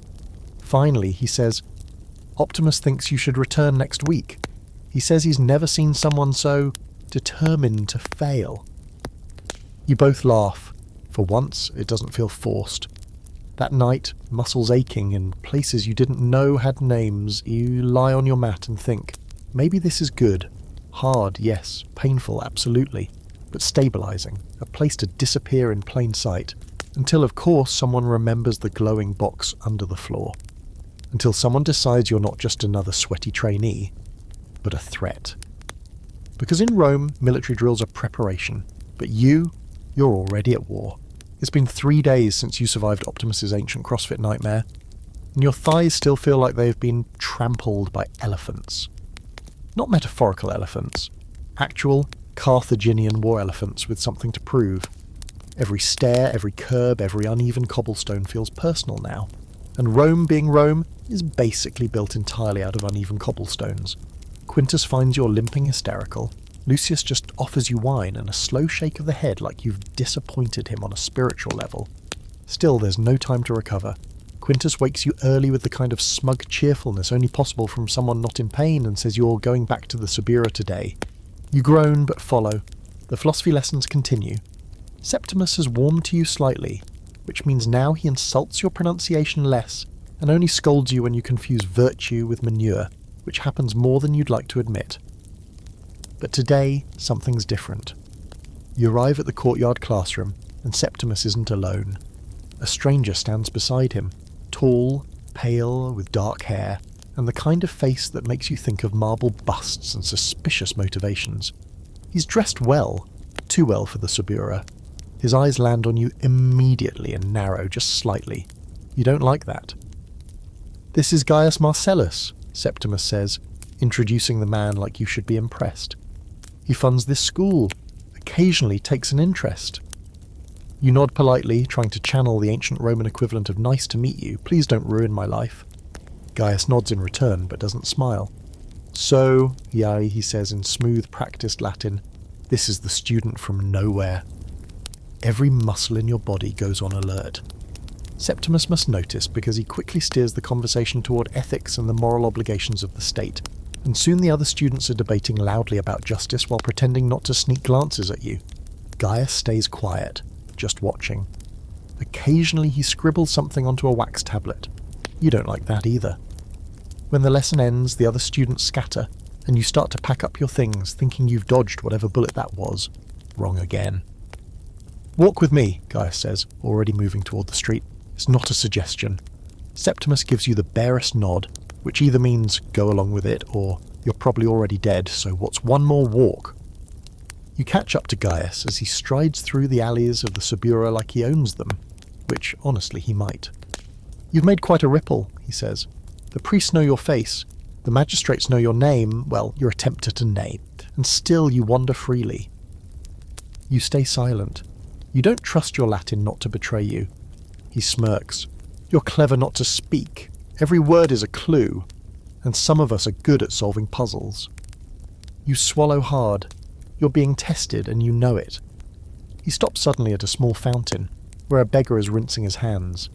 Gaius tosses the man a coin, waits for him to limp off, then turns back to you. "Tell me," he says, softer now. Where are you really from? You take a breath. Far away, you say simply. He nods like he expected that, but not just foreign, different. He tilts his head. Do you know what people whisper about you? Magician, spirit spy. He shrugs. The truth doesn't matter. The perception does. That part you understand all too well. Then he leans in just slightly and adds, if I wanted, I could hand you to the urban prefect today. You'd be in the Tullianum by nightfall. No trial, no delay. But, he pauses, I don't want to. You blink. Why not? He finally smiles, because I think you're useful, so unusual. A tool I might need one day. Ah, there it is. He steps back. I'm going to give you some advice, he says. Rome is a theatre. Everyone's acting. Senators, soldiers, priests, even street vendors play a role. The key to surviving here is learning your part and playing it well. You nod slowly, filing that under things I did not learn in public school. Gaius claps you on the shoulder like an old friend. Keep your secrets, but know that I'm watching, not out of malice, just habit. And if you ever find yourself in trouble, and you will, remember my name. I can be very helpful or very dangerous. And then he walks away just like that, leaving you next to a mossy fountain and a lingering feeling that you've just met a man who's either going to save your life or end it. Historical fact, patronage was everything in Rome. Power wasn't just about wealth or bloodlines, it was about connections. The more powerful the person backing you, the safer you were. Gaius Marcellus clearly is power. The question is whether you're a project, a pawn, or a future liability. You return to Quintus's house later, exhausted, your thoughts a tangled mess. Lucius is drinking in the atrium again and waves you over. Sit, he says. You look like someone who saw the emperor naked. You sit. You don't speak. Lucius sips his wine. Quintus says you've impressed Septimus. You shrug. Maybe. He grins. Don't get cocky. He praises sparrows before he eats them. You manage a laugh. It's weak but real. Later that night you sit on the edge of your straw mat, staring at the floor tile beneath which your phone still sleeps. You haven't touched it in days, haven't even dared to check if the battery's holding out. It's safer that way, safer for everyone. But part of you itches, wants to press that button, wants to see the glow, a reminder that you came from somewhere else, that all of this, Rome, temples, sacrifices, politics, it's real but it's not yours. And yet, it's starting to feel like maybe it is. Maybe. Fringe fact for today, in some mystery cults of Rome, initiates were told they had to die before being reborn. Symbolically, yes. But sometimes it wasn't just metaphor. You're starting to feel like you're going through one of those rites, minus the robes and chanting. You lie back, watching shadows play on the ceiling. Today you met power. Tomorrow you might need it. You don't mean to end up in the middle of a battle. Honestly, you'd planned on spending the day reviewing Latin declensions and maybe limping through another hour of Optimus's military boot camp disguised as training. But Rome, in its endless enthusiasm for chaos, has a way of derailing your plans and replacing them with near-death experiences. Today is no different. It begins when Quintus wakes you at dawn unusually tense. He doesn't speak right away, just tosses you a tunic that's heavier than usual and gestures to hurry. You ask groggily, what happened? He mutters something about unrest and volunteers, then adds, we are being sent to support the Vigiles. The Roman fire brigade. You blink, confused. No fire, he clarifies. Rebellion. You sit up. Rebellion where? He doesn't answer. He just hands you your belt and a short wooden club that feels wildly inadequate for anything you'd call a rebellion. Within an hour you're marching with 24 young men, students, off-duty soldiers, even merchants' sons toward the edge of the Subura, where the city begins to thin out into workshops, tenement blocks, and taverns that double as fight clubs. The problem, apparently, is a labour riot. A group of cart pullers and dock workers protesting over rising grain prices and what they claim are illegal taxes from a local magistrate. Word is, it started with a peaceful march, but someone threw a rock, then someone threw a body. Now it's a full-scale brawl. You arrive at a wide-open plaza just in time to see a mob hurling insults and objects at a line of heavily armoured soldiers. There are torches, clubs, pitchforks, and more than one angry man holding a spade like he means it. The soldiers shout orders, shields bang together. The air is thick with tension, dust, and the unmistakable scent of too many bodies packed into too small a space. You feel it before anything starts, the moment before a thunderstorm when even your bones know something's coming. Then someone in the crowd screams, "Servitium Romanum est! We are Rome's slaves!" And just like that it explodes. The mob surges forward. Rocks fly, soldiers charge. You don't even have time to brace before someone shoves you and suddenly you're stumbling forward into a human hurricane. Quintus yells something behind you, but it's lost in the roar. You duck a swinging torch, elbow a man out of your path, and end up in the middle of the chaos, clutching your useless wooden club like it might turn into a sword if you believe hard enough. Here's a sobering historical fact. Roman mobs weren't just angry, they were organised. These were people who built ships, carried marble slabs, and dragged goods across the empire. They were strong, fed up, and desperate. And desperate people fight hard. You swing once, blindly, and hit someone's shoulder. You're shoved sideways into a crate. You fall, roll, scramble to your feet, and immediately dodge another club aimed straight at your skull. You run, no strategy, just instinct, and duck into a narrow alley that reeks of sour beer and ash. You lean against the wall, panting, heart in your throat. You're not a soldier, you never were, and if you stay out there, you're going to die in a riot started over spoiled bread and unpaid wages. But then you hear something that stops you. Quintus shouting your name. You poke your head out. He's pinned between two angry dock workers, one holding a rusted meat hook, the other gripping a length of chain like he knows how to use it. Quintus has his club up but looks cornered.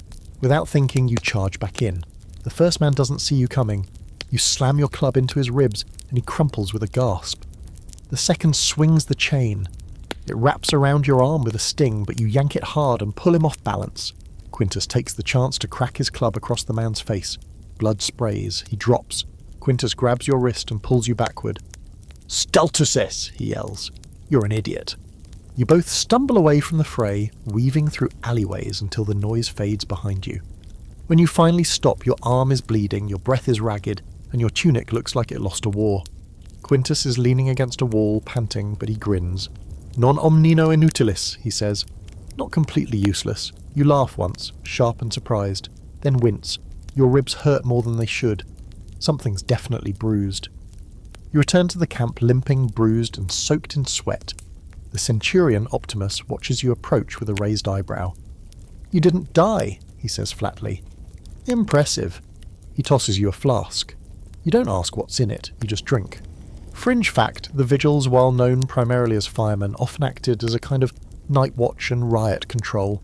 Understaffed and poorly equipped, they'd recruit civilians for backup, especially during festivals or periods of unrest. Sometimes those civilians became heroes, sometimes they just vanished. That night you return to Quintus's domus in silence. No jokes, no laughter, just the quiet creak of sandals on stone and the faint sound of someone weeping in a nearby house. You don't ask. Rome has 100 reasons to cry. Lucius is waiting in the atrium.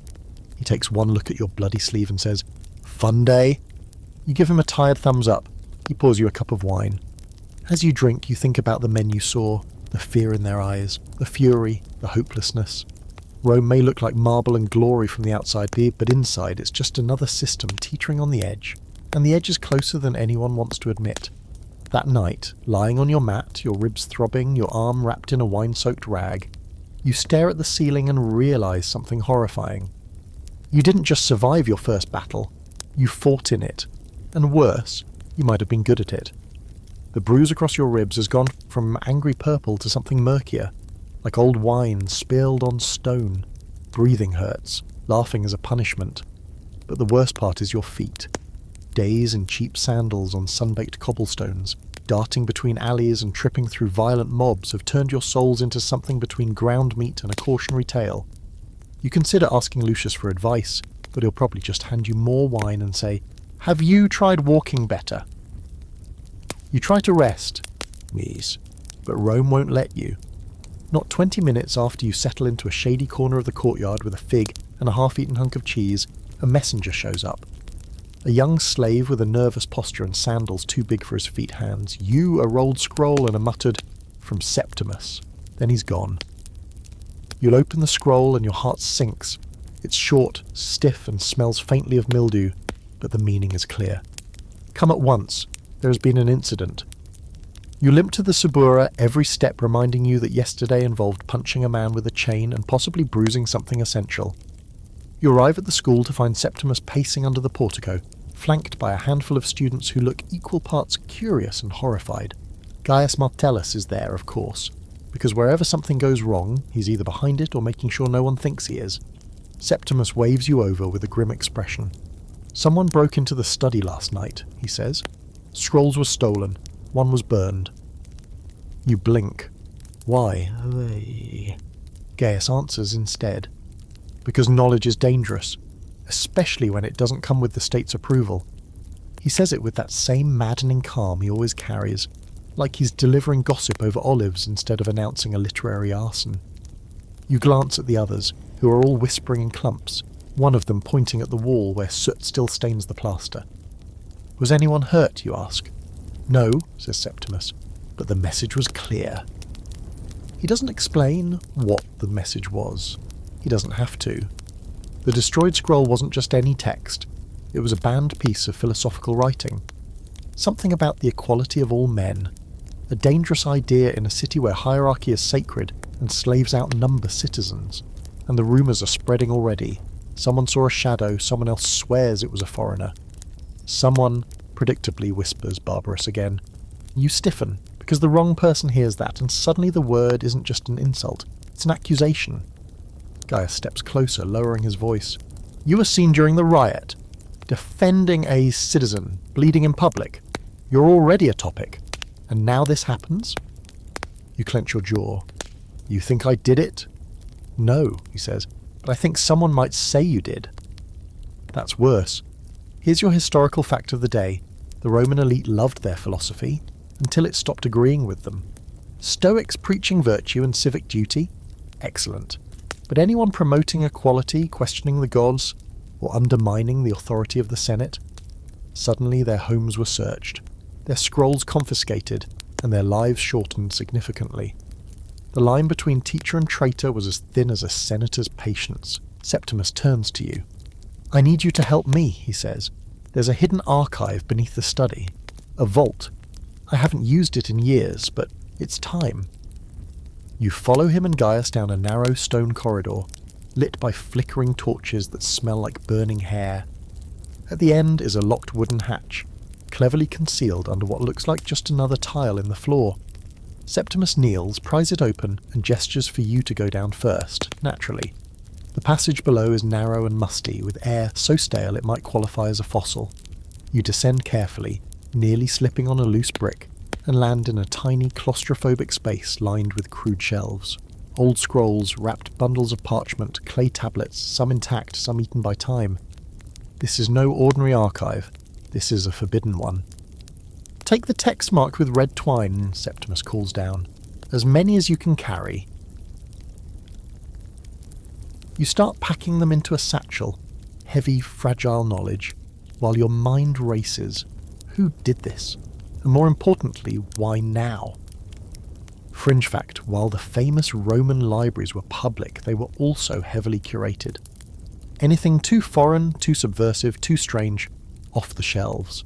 Some works survived only because individual scholars risked hiding them, copying them in secret, preserving what the state deemed dangerous. You're now part of that chain. Lucky you. You emerge 10 minutes later, arms full, face streaked with dust. Gaius takes one look at you and says, "You look the part now." What part? The conspirator? Not comforting. Back upstairs, the students are gone. Septimus seals the trapdoor again and wipes the soot from his hands. "These will stay with me," he says, lifting the scrolls you saved. "But they can't stay here. The wrong eyes are already watching." Gaius nods. "Then give them to me." You don't like the idea, but Septimus does. He has resources, he says, and a house full of locked rooms. You hand the scrolls over reluctantly. Gaius tucks them into his cloak like a man smuggling secrets, which technically he now is. On your way back home, you and Quintus, who showed up just in time to miss all the action, walk in silence. He's unusually quiet, till finally he says, "Rome is shaking lately." You glance at him. "'Cause of books?" He shrugs. "Books, riots, temples, omens, you..." You smile faintly. "Thanks. I meant that literally. Great. That night, you're too wired to sleep. You sit in the courtyard under a darkening sky, listening to the city. A dog barks. A drunk stumbles past the gate, singing about lost love and stolen sandals. Somewhere in the hills, thunder rolls, distant and vague. And you wonder, how long can you walk this line? You're not Roman, you're not safe, and you're now involved in something much bigger than trying to survive long enough to get decent shoes. You're part of a secret, a dangerous one. And in Rome, secrets don't last, they unravel. You're not awake for long the next morning before everything goes sideways again. And this time it starts with chains, literal ones. The iron kind that clank and rattle in the worst possible way, especially when they're being fastened to your wrists. You're still half asleep on your straw mat when a door bangs open, followed by heavy footsteps and shouting. 3 armed men storm into the storage room, flanked by a grim-faced slave who blurts out your name, your Roman name, Tailorus, in that voice people use when they're about to ruin your life. They seize you before you can speak, before you can even sit up. You try to yell, try to ask what's happening, but one of them jabs the hilt of his sword into your gut, hard enough to knock the air out of your lungs. The room spins. You go down to your knees. When your vision clears, Lucius is in the doorway. He looks more irritated than surprised. "Don't resist," he mutters. "Just go. Try not to look guilty." "I am not guilty," you gasp. He raises a brow. "Then you'll survive the trial. Maybe." You're dragged through the streets like a prize pig, barefoot and half-dressed, with one soldier holding your arm and another keeping a hand on his blade. The people of Rome aren't subtle. They point, whisper. One woman hisses and spits on the ground. A vendor you once bought a shriveled fig from shouts, "Barbarous, Magus!" Someone laughs. The chains clank with every step. The sun glares down like a torch held too close to your eyes, and then you see it. The Colosseum. You blink. No, that can't be right. You're not important enough for that. But they're not dragging you toward the arena entrance. They veer off to a smaller, far more grim-looking structure attached to its side, the prison annex. Historical fact time. The Colosseum wasn't just for battles and beast fights. It had holding cells, chambers for condemned prisoners, and a whole subterranean nightmare maze where you could be prepped, punished, or conveniently misplaced. And you're being taken right into its guts. You're thrown into a stone cell. It's dark, it smells like old blood and mould, and the straw is wet, which somehow feels worse than no straw at all. Your wrists ache, your mouth is dry. You call out once. No one answers. Hours pass, or maybe more. It's hard to tell. There's no light, just the occasional flicker of torch glow as someone walks by, accompanied by the distant sound of cheering. A roar rises. The crowd above you is watching something die. You're just waiting for your turn. Then the door creaks open. A new figure steps in, tall, broad, and swathed in leather armour. He looks down at you like he's trying to decide whether you're even worth speaking to. "New recruit," he grunts. "Lucky for you, they didn't want blood yet." He tosses a bundle at you. It's a tunic. Rough, stained, reeking of sweat.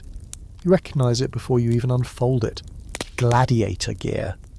"What?" you say, voice hoarse. "You're not important enough for a proper execution," the man says, "so they're giving you a chance." A chance at what? He grins, humourless. Entertainment. And just like that, you're conscripted into Rome's most beloved reality show. Fringe fact.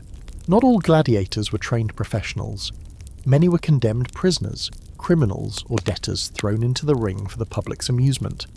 They were called damnati ad ludum, condemned to the games. Their job wasn't to win, it was to die, interestingly. You're hauled out the next morning cleaned, oiled, don't ask, and shoved into a sandpit alongside the other equally terrified men. The arena is smaller than the Grand Colosseum, an off-site practice ground, but the energy is the same.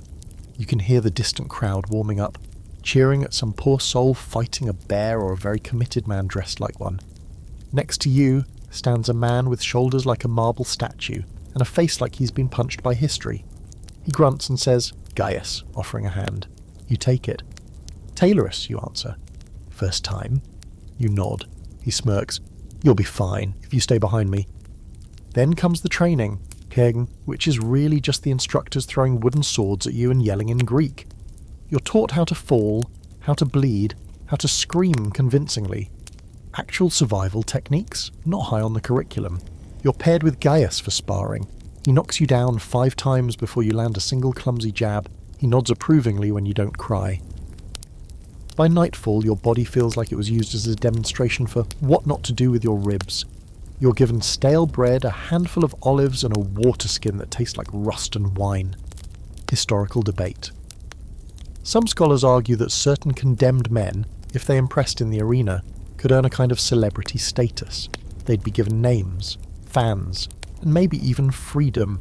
Others argue that was rare propaganda, used to keep the masses entertained and the condemned hopeful. You don't know which side is right, but you know one thing, you're on the schedule. Tomorrow you're going into the arena, not the big one, thank Jupiter, but a public match all the same. A crowd, a weapon, a fight, probably staged, hopefully. As you lie on your stone cot in the cell staring at the rough ceiling, Gaius mutters from across the room. Got any gods you like? You pause. Not sure? He nods. Pick one, pray, can't hurt. So you do. You whisper a prayer to anyone listening. Not for glory, not for vengeance, just for a short fight and a long life. Because tomorrow you're going to bleed for Rome, and if you don't do it well, they'll make sure it's your last performance. Morning arrives fast, cruel and loud. Trumpets blare somewhere above you. Short, sharp blasts that seem designed to make your spine clench in terror. You jolt awake on the cold stone of your cell, your mouth dry and sticky with the taste of old wine and fear. Gaius, your burly, onion-scented cellmate, is already up, stretching like someone excited for the worst day of your life. Today's the day, he says with a grin that reveals exactly 3 teeth. You sit up slowly. Everything hurts. The kind of hurt that makes you wonder whether your body's signed a pact with the gods behind your back to quietly kill you. Your legs ache from drills, your ribs still complain from the riot, and your shoulders feel like they're made of wet gravel. But none of it compares to the dull knot of dread pressing into your gut like a stone. The guards come in with your gear, if you can call it that. A battered leather chest wrap that looks like it's lost more fights than it's won, a short gladius that wobbles slightly at the hilt, and a tiny rectangular shield you could use to serve charcuterie at best. You strap it all on like a child playing war in a Halloween costume and try not to hyperventilate. They march you through a long corridor that smells like sweat, fear and blood that's been mopped up just enough to pass inspection. You hear the crowd before you see them, cheering, chanting, booing. They're already worked up, their bloodlust warmed and frothing after watching someone get mauled by a boar or humiliated by a slippery net fighter. You're not the main event. You're the snack between courses. Gaius walks beside you, calm and loose. Just stay alive, he says. And don't lose your footing, the sand's deep. How many times have you done this, you ask, trying not to sound like a terrified pigeon. Twice, he says. Once I lost. Once I pretended to lose. He winks. Crowd loved both. You reach the gate. The guards pause. The wooden doors creak open just wide enough for the blinding light of the arena to flood in. You can't see the crowd, just hear them. A throbbing sea of sound. Somewhere in the stands, someone rings a bell, and then you're pushed out. The heat hits first. The midday sun bakes the sand, reflecting upward into your eyes and burning into your skin. You blink rapidly, heart pounding. The arena is smaller than the Colosseum, but to you, it might as well be the centre of the universe. Around you, hundreds of Romans lean forward with wine cups in hand and laughter already on their lips. Your entertainment. Your meat. A voice booms across the field, some announcer shouting your names, though they butcher both of them into something like Te Lu Russ and Gaius the murderer, and the crowd loves it. You stand in the centre, squinting across the pit. Your opponent is not Gaius. Apparently this is a solo match. You're facing a stocky man in proper bronze armour, with a helmet shaped like a fish. His gladius glints in the sun. He has a real shield. You have a dinner plate and your last regrets. Here's your historical fact of the day. Not all gladiator matches were fights to the death. Sometimes it was about the show, the drama, but the crowd had the power. If they were bored, or if one fighter refused to die interestingly, things could change real fast. The announcer shouts something. The fish helmet man roars and charges. You barely dodge the first swing, instinct kicking in before your brain has time to remind you that you're not built for this. Your gladius scrapes his side just enough to annoy him. He comes back harder. You block with your shield, which cracks at the top, splinters fly, you backpedal, stumbling through sand that sucks at your feet like wet cement. Then Gaius yells from the sideline, "Move left! He's slow on the left!" You do. The next swing misses by inches. You counter. A lucky jab to the gut. The crowd roars. You don't know if they're cheering for you or the blood. Maybe both. Either way, it buys you a few seconds. Your opponent stumbles. You follow up with a weak strike that barely connects. And then he's swinging again. This time wild. Rage is blinding him. You duck, step forward, and slam your shield into his chest. He goes down. Not dead, just stunned. Gasping, hands shaking, you stand over him, blade raised. The crowd howls. This is the moment. The one they talk about in documentaries and Hollywood films. The infamous police verso. The turn of the thumb. The crowd decides.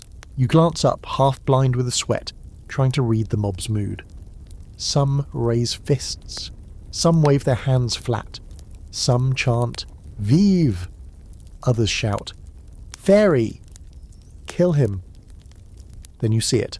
An official standing at the edge of the arena nodding once. Thumb turned sideways. A signal to you it's your choice. You hesitate. The man below you looks up, dazed. He's older than you thought. His eyes aren't angry. The crowd groans, half disappointment, half grudging respect. The man gasps something like "Gratius" before he's dragged away. You're pulled from the pit minutes later. Gaius meets you in the corridor, clapping your shoulder hard enough to jolt your spine. "Not bad," he says. "They'll remember you." "Will they remember me as weak?" you ask. He snorts. "Nah, as human." You're stripped of your armour, handed a fresh tunic, and marched back to your cell. But you're not chained this time. That's new. A few hours later, a guard appears with a message. One word, Liberatus. You stare at him. What? "Gaius Marcellus paid your release," the guard grunts. "Said you had potential, said he'd rather you be useful than dead." Your stomach twists, because being free in Rome, especially when someone buys your freedom, doesn't mean you're safe. It means you owe someone. Historical debate alert. The exact rules around gladiator release varied, but manumission, being freed, was possible, especially if someone influential vouched for you. But freedom often came with strings. Political ones, bloody ones. You exit the training ground dazed, bruised, and alive. You didn't kill, you didn't die. But now you belong to Gaius Marcellus. And that might be worse. You don't return to Quintus's domus right away. Gaius Marcellus insists you come with him first. No discussion, no option to limp home and cry in the bath. His personal guard, 2 humorless slabs of meat in fancy armour, flank you as he leads the way through Rome's narrow alleys and chaotic markets. People make space for him, not because he's famous, necessarily, but because he walks like someone who could ruin your life with a smile and a scroll. His villa is far from the grime of the Subura. You're taken across the Tiber to the quieter Aventine Hill, where homes grow taller, gardens greener, and the air starts to smell less like urine and more like roasted pine nuts. The street outside his house is lined with imported statues. Bronze, marble, probably stolen from somewhere, and his front door has iron studs that seem to whisper, "Don't even think about it." You limp across a mosaic floor so clean you feel bad bleeding on it. The atrium echoes with silence. You pass slaves who don't meet your eyes. This place is too quiet, too polished, too sharp around the edges. Even the air feels filtered. Gaius leads you into a room that's part study, part war room. Scrolls line the walls, but so do maps, military tokens, and a few trophies that look suspiciously like other people's weapons. He waves you to a bench and finally speaks.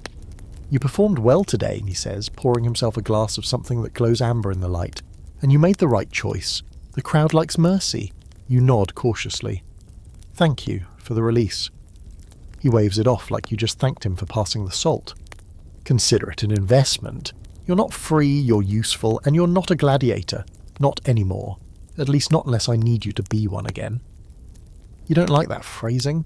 Not one bit. He takes a seat across from you, steepling his fingers like a man about to offer either employment or blackmail. "You're interesting," he says. "You're foreign, clearly, but you've adapted. You've learned. And you have secrets." You stiffen. "I don't need to know where you're from," he continues. "Not yet. But Rome is a city of favours, of debts, of games. I helped you. Now you help me. How, you ask, your voice rough and tired. He smiles thinly. There's a man, Senator Arminius Claudius, a pompous fool with bad poetry and worse taste in friends. He's been a thorn in my side for months, blocking my trade routes, questioning my political alliances, and most recently suggesting that my patronage of certain philosophers amounts to sedition.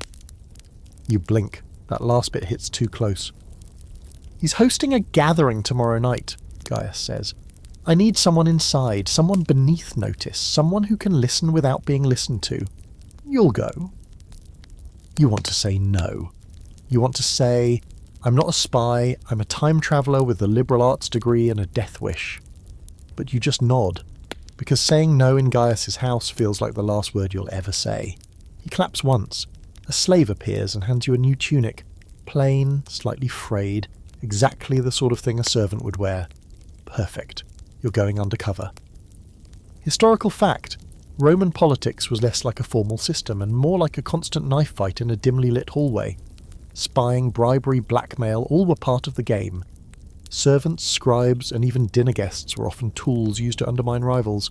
You're just the newest piece on Gaius's board. He offers you a place to sleep for the night. You refuse. He raises an eyebrow but doesn't argue. You make your way back to Quintus's house just before nightfall, bruised, filthy, and trying to forget the sound of a crowd shouting for blood. When the door opens, Lucius nearly drops his wine. Still alive, he says, voice flat with surprise. Barely, you mutter. Quintus appears seconds later, relief all over his face. He pulls you into a rough hug, then immediately checks your ribs, your arms, your face. You didn't kill anyone, he asks. No, you say, but I made some new friends I really regret. You tell them, most of it. Not the scrolls, not the phone, but the arrest, the arena, Gaius's patronage. Quintus listens, arms crossed. Lucius just refills his cup and mutters something about never trust a man with statues of himself. Quintus eventually nods. You're not safe here anymore. I wasn't safe here yesterday.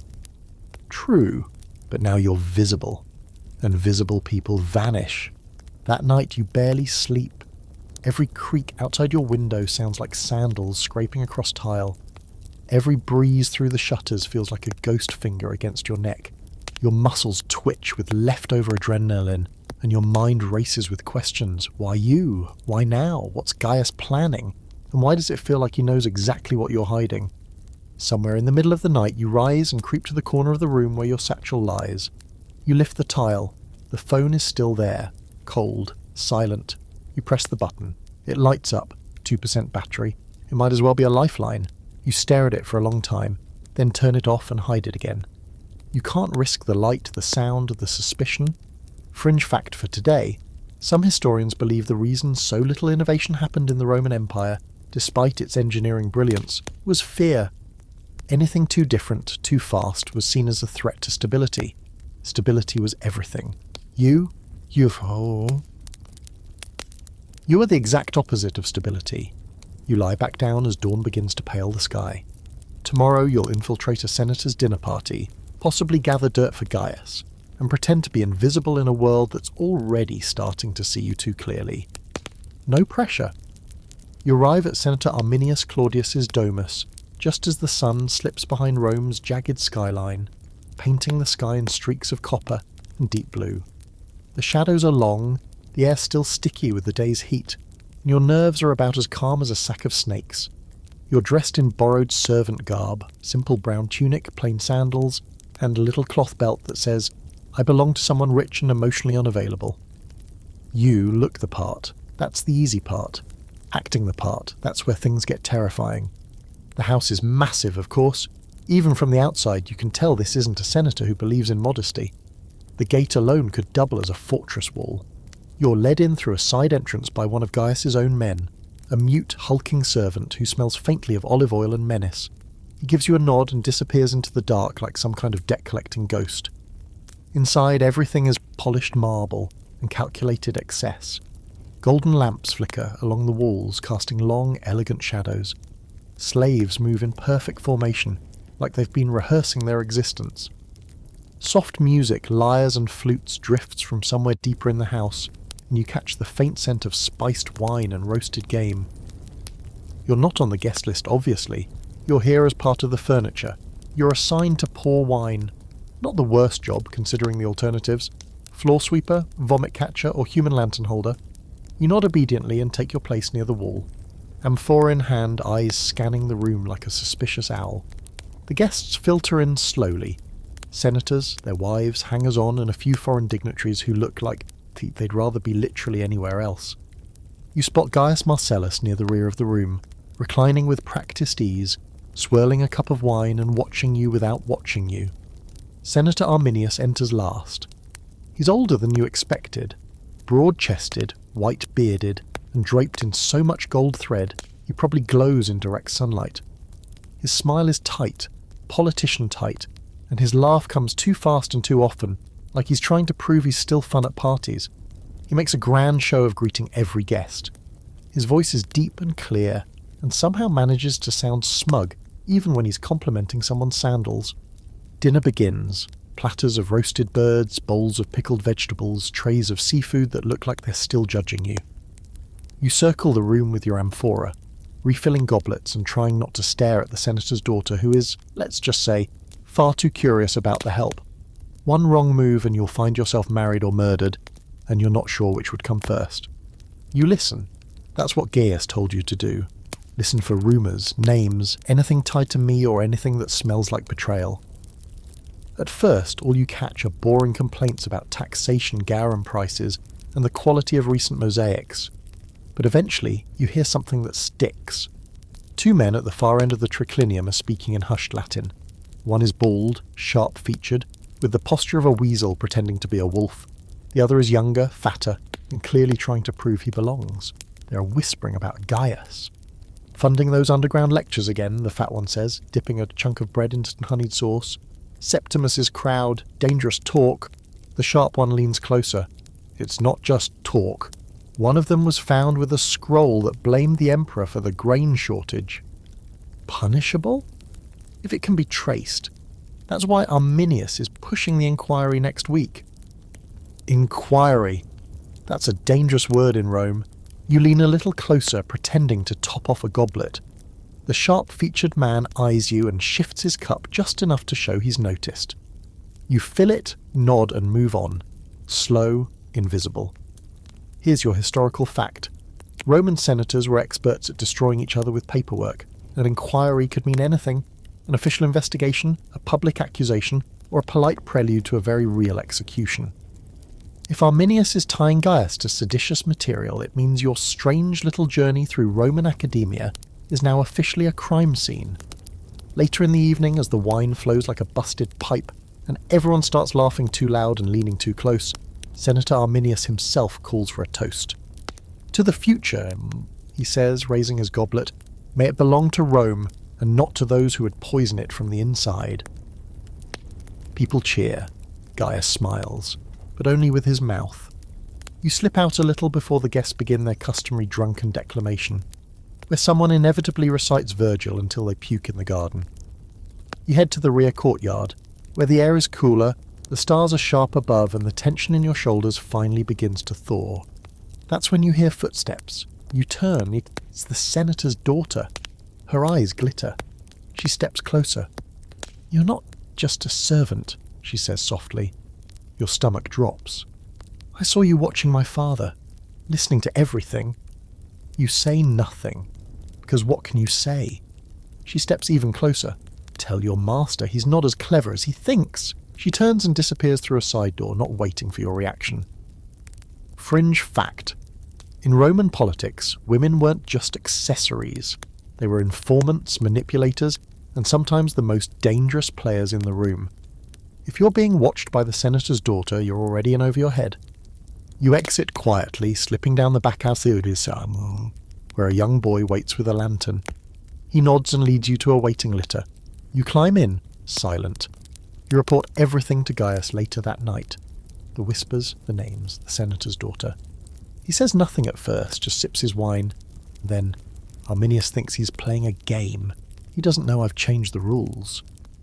You want to ask what that means, but instead you ask, what happens now?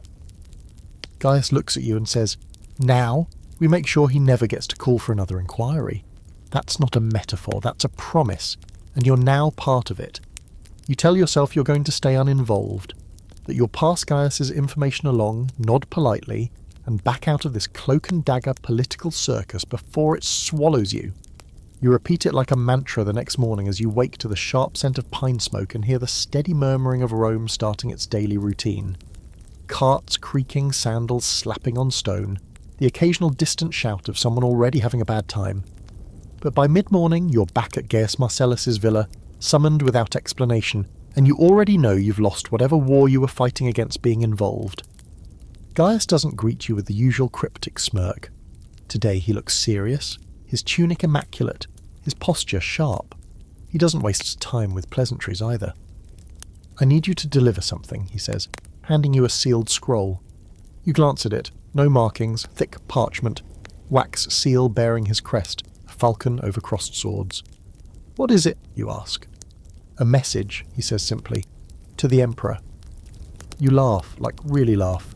Kind of wheezing, incredulous burst that feels too risky to exist within 10 feet of that scroll. He doesn't laugh back.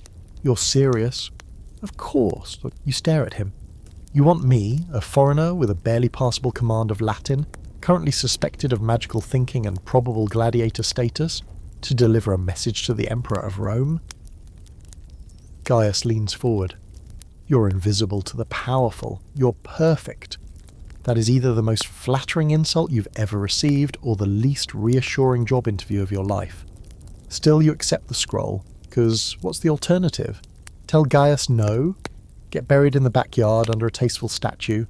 Not appealing.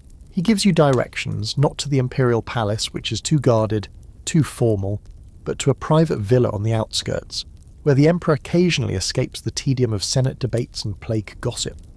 Apparently Gaius has friends in high places, or leverage. Historical fact, Roman emperors often kept private retreats, sometimes under different names, far from the bureaucracy of the capital, and they used couriers, trusted messengers, to communicate with allies, enemies, and everyone in between. These couriers weren't always soldiers. Sometimes the less obvious the messenger, the better. You leave the city under a sky half filled with clouds that threaten rain but never quite deliver. The road leads east, out through one of the lesser gates, past vineyards and olive groves where labourers pause to wipe sweat from their brows and stare at you like they have just seen a dog walking upright. The villa is a low, sprawling thing. Whitewashed walls, trimmed hedges, too many columns to be subtle. You're stopped at the gate by a guard with a face like a broken clay pot. You hold up the scroll. He takes it without a word and vanishes through a side door. You're left waiting in the courtyard, surrounded by the sound of fountains trickling and birds pretending Rome isn't falling apart in the distance. 10 minutes pass, then 20. You start counting tiles on the floor just to stay awake. Finally, the guard returns. "Come." You're led through a corridor painted with murals of gods doing inappropriate things, and into a small chamber where a single man sits reading. He's older, but not ancient, early 40s maybe, with short cropped hair and a face that manages to look both exhausted and dangerously alert. He doesn't look like an emperor. But then again, what would that even mean? He glances at you once, then takes the scroll and breaks the seal with a bronze blade. He reads in silence, and then very slowly he says, "You're the foreigner." Your blood goes cold. "I suppose I am," you say cautiously. "You've made quite the impression." You're not sure if that's a compliment or a threat. You're betting on threat. The emperor, or whoever this man is, sets the scroll down and finally looks you in the eye. "Do you know what this says?" You shake your head. He smirks. "Good, because if you did, I'd have to kill you." Comforting. He waves a hand. The guard returns. "Take him to the back," the man says. "Let him eat. He looks half dead." You're not sure if this is mercy or a weird kind of foreplay, but either way you're led through a garden into a shaded pavilion, where a slave offers you bread, cheese, and a cup of watered wine. You eat, because what else can you do? At this point, refusing food might be treason. As you sit, a small older man approaches. He's stooped, clean, dressed in worn but well-made robes. "You're the messenger," he says softly. "Apparently." He glances around. You've stepped into a deeper game than you realise. You nod. That keeps happening. Fringe fact. Many Roman emperors employed unofficial advisors, philosophers, freedmen, even astrologers, who were trusted more than their generals or senators. This man you suspect is one of them, and he's just decided to give you a cryptic pep talk. Gaius plays a dangerous game, the man continues, and you're his newest pawn. You frown. What if I don't want to play? He smiles gently. Too late. You return to the city by nightfall, head spinning. As you walk past the outer slums, the mood shifts. The streets grow louder, rougher. You take a shortcut through the Subura, unwise always, and nearly trip over a drunk sprawled in the middle of the alley. Then you hear it, a voice, too close. "Hey, magic man!" You turn. 3 men stand there, one with a club, another with a dagger, the last just grinning like this is going to be his evening's entertainment. "You cursed the temple, right?" The dagger guy says. "I heard you brought bad omens," made the gods angry. You try to back away. The wall stops you. They step closer. Then there's a shout, and someone barrels into the grinning one from the side, sending him sprawling. You blink, stunned, as the others turn to fight. You catch a glimpse of a familiar face, Quintus swinging a half-broken stool like it's state-issued cavalry equipment. The fight is short and chaotic. Feet fly, someone's nose breaks audibly, and when it's over, the alley is yours again. Quintus is panting. "What did I say about walking alone?" You nod. "That I shouldn't?" He grins, blood on his lip. "Glad you remember." You return to the domus together, your heart still racing. You think about the Emperor, the scroll, the way his eyes seem to see through you. You don't know what the message said. But something changed today. You're not invisible anymore. You're seen. You wake up with a pounding in your temples and the distinct sensation that someone's been whispering secrets directly into your brain all night. You half expect to see another scroll waiting by the door, or a slave from Gaius Marcellus's house standing ominously by your mat like a nightmare and Kiefer come to life. But no. There's just silence, interrupted only by the sound of Lucius arguing with a chicken in the courtyard. You don't ask, you've learned to stop asking. Quintus appears soon after, tossing you a small cloth bundle. Inside, dried figs, a half-loaf of coarse bread, and, this is new, a folded note in tidy Latin. You recognise the handwriting. Gaius again. The note is brief, almost lazy in tone. Tonight, dinner. My house. Bring nothing. Eat light. You stare at it for a moment, wondering how many ways this could go wrong. So far, dinner with powerful Romans hasn't exactly been a calming experience. You kill the day trying to stay out of sight. You stroll through the quieter parts of the forum, duck into a bathhouse, pretend to read a scroll in the library while actually just eavesdropping on 2 senators who are arguing about whether the gods prefer goat or pig. You don't care. You'd sacrifice a box of Pop-Tarts right now if it would make the gods go easy on you. By sunset, you're walking through the familiar gates of Gaius's villa again. This time, though, there's tension in the air. The guards are more alert, the torches burn higher, and the slaves move quickly, heads down. Something's brewing. Gaius greets you in the atrium, already reclined on a cushioned couch, sipping wine. He gestures for you to sit across from him. "You met the Emperor," he says flatly. You nod. "I delivered your message." "And?" You hesitate. "He read it. Told me if I understood it, he'd kill me." Gaius smiles at that, like someone complimented his sword technique. He liked the phrasing, then. You lean forward slightly. "What was the message?" Gaius sips. "A suggestion, a proposal, and a reminder." You wait, but that's all he gives you. He waves toward the door. "Eat. I'll explain." Dinner arrives. Not extravagant, roast duck, lentils, bread, but deliberate. There's no feast atmosphere, no conversation. Just the occasional glance exchanged between Gaius and his scribe, who sits at the corner of the room, scribbling notes with practiced indifference. It's tense. It feels like the part of the movie where someone gets poisoned. After the plates are cleared, Gaius finally speaks. "Arminius Claudius is dead." You blink. "What?" "Choked on a date at a dinner party. Witnesses say he turned purple." You stare at him. Gaius shrugs. "Maybe it was an accident." You do not believe him. Historical fact, Roman assassinations weren't all daggers and back alleys. Poison was a favourite, especially at dinner. There were specialists for it, often women, and some poisons mimic natural causes so well that an investigation wouldn't even be considered unless someone powerful wanted one.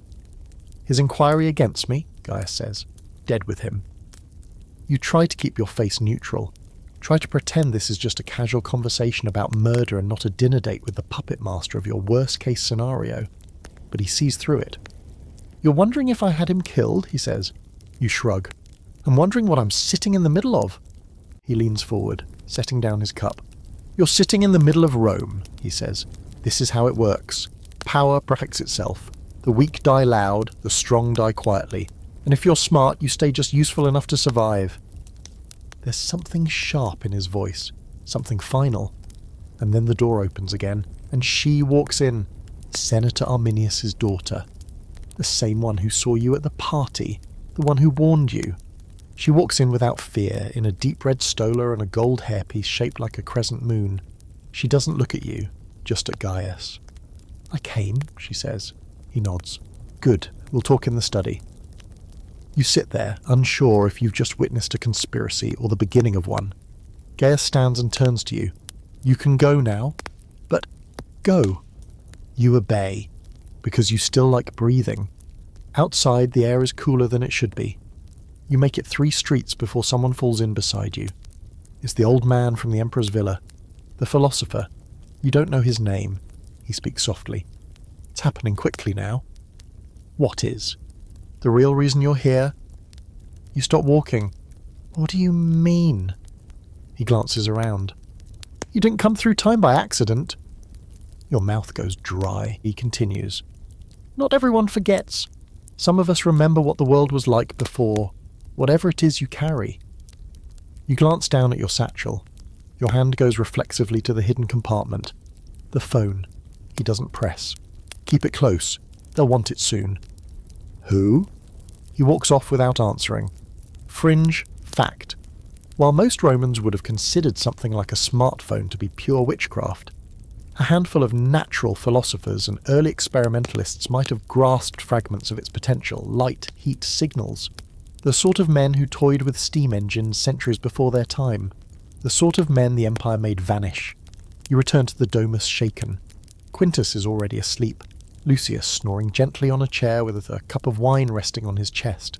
You sit in the dark, trying to process what just happened. The senator is dead. His daughters switched allegiances. The Emperor knows who you are. And now someone's confirmed it. This isn't just an accident. You were brought here, or sent, and you're running out of time to figure out why. You're sitting alone in the courtyard with your hands wrapped around a lukewarm cup of barley tea. Don't ask, it's worse than it sounds. When the idea hits you, it's stupid, it's desperate, and it smells like singed eyebrows and very bad decisions. But it might be your only shot. You're going to build a time machine. Okay, not a full-fledged DeLorean or spinning rings of glowing copper. You don't have the parts, the power, or the PhD. But maybe, just maybe, you can build something that gets attention. Something that reminds the right people, whoever or whatever that means now, where you came from. Something that creates a ripple big enough to reach back across the centuries. Or realities. Or however this disaster of a life works. So you begin with the one thing that survived your jump here, your phone. It's down to 1% battery now. That tiny flickering light is your last sliver of 21st century anything, and you stare at it like it might whisper answers if you blink hard enough. You pull it from beneath the floor tile in your shared sleeping room, turn it over in your hands, and power it on. It glows faintly. Icons fuzzed, screen dim, like it's dying in slow motion. You snap the only photo you can, a blurry shot of your dirt-smeared face, with a toga half on and a goat chewing straw in the background. Great. If this ends up as your last message to the future, you'll be immortalized looking like a time-traveling intern on his worst day. Then you dig into your limited knowledge of ancient batteries. You've seen YouTube videos. You remember something about lemon juice, copper plates, and iron rods. You vaguely recall a clay jar called the Baghdad Battery, still debated, still mysterious, but close enough to give you a little hope, or electrocute yourself. Honestly, it's a coin flip. You raid the kitchen with a quiet urgency. The cook Mercia tries to shoo you away until you charm her with terrible Latin and an offer to help peel garlic. She relents. You sneak out with a clay amphora, a strip of bronze from a broken lamp, some spare nails, and a handful of vinegary wine that could probably dissolve marble. Historical fact time. The so-called Baghdad battery is one of the great maybe devices in history. Some say it was used for electroplating, others say it was just a storage jar with metal bits. No one knows for sure, but under the right conditions, a clay vessel filled with acidic fluid and a copper-iron pair can produce a small electric charge. You retreat to the garden, where Quintus is dozing, and Lucius is too drunk to question anything that doesn't bite him. You fill the amphora with the wine, drop in your makeshift electrodes and wait. A few minutes pass. You connect the corroded leads to your phone's charger cable, rigged together with fraying linen soaked in olive oil to act like a wire. You press the power button. Nothing. You whisper some modern profanity. Then you try again.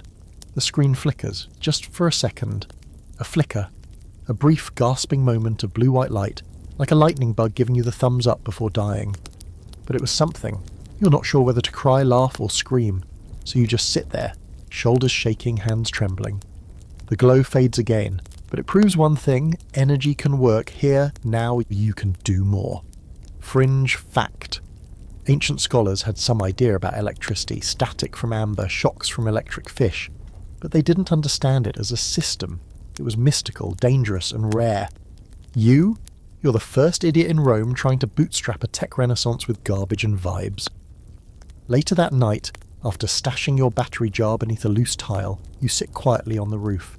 The stars are viciously bright.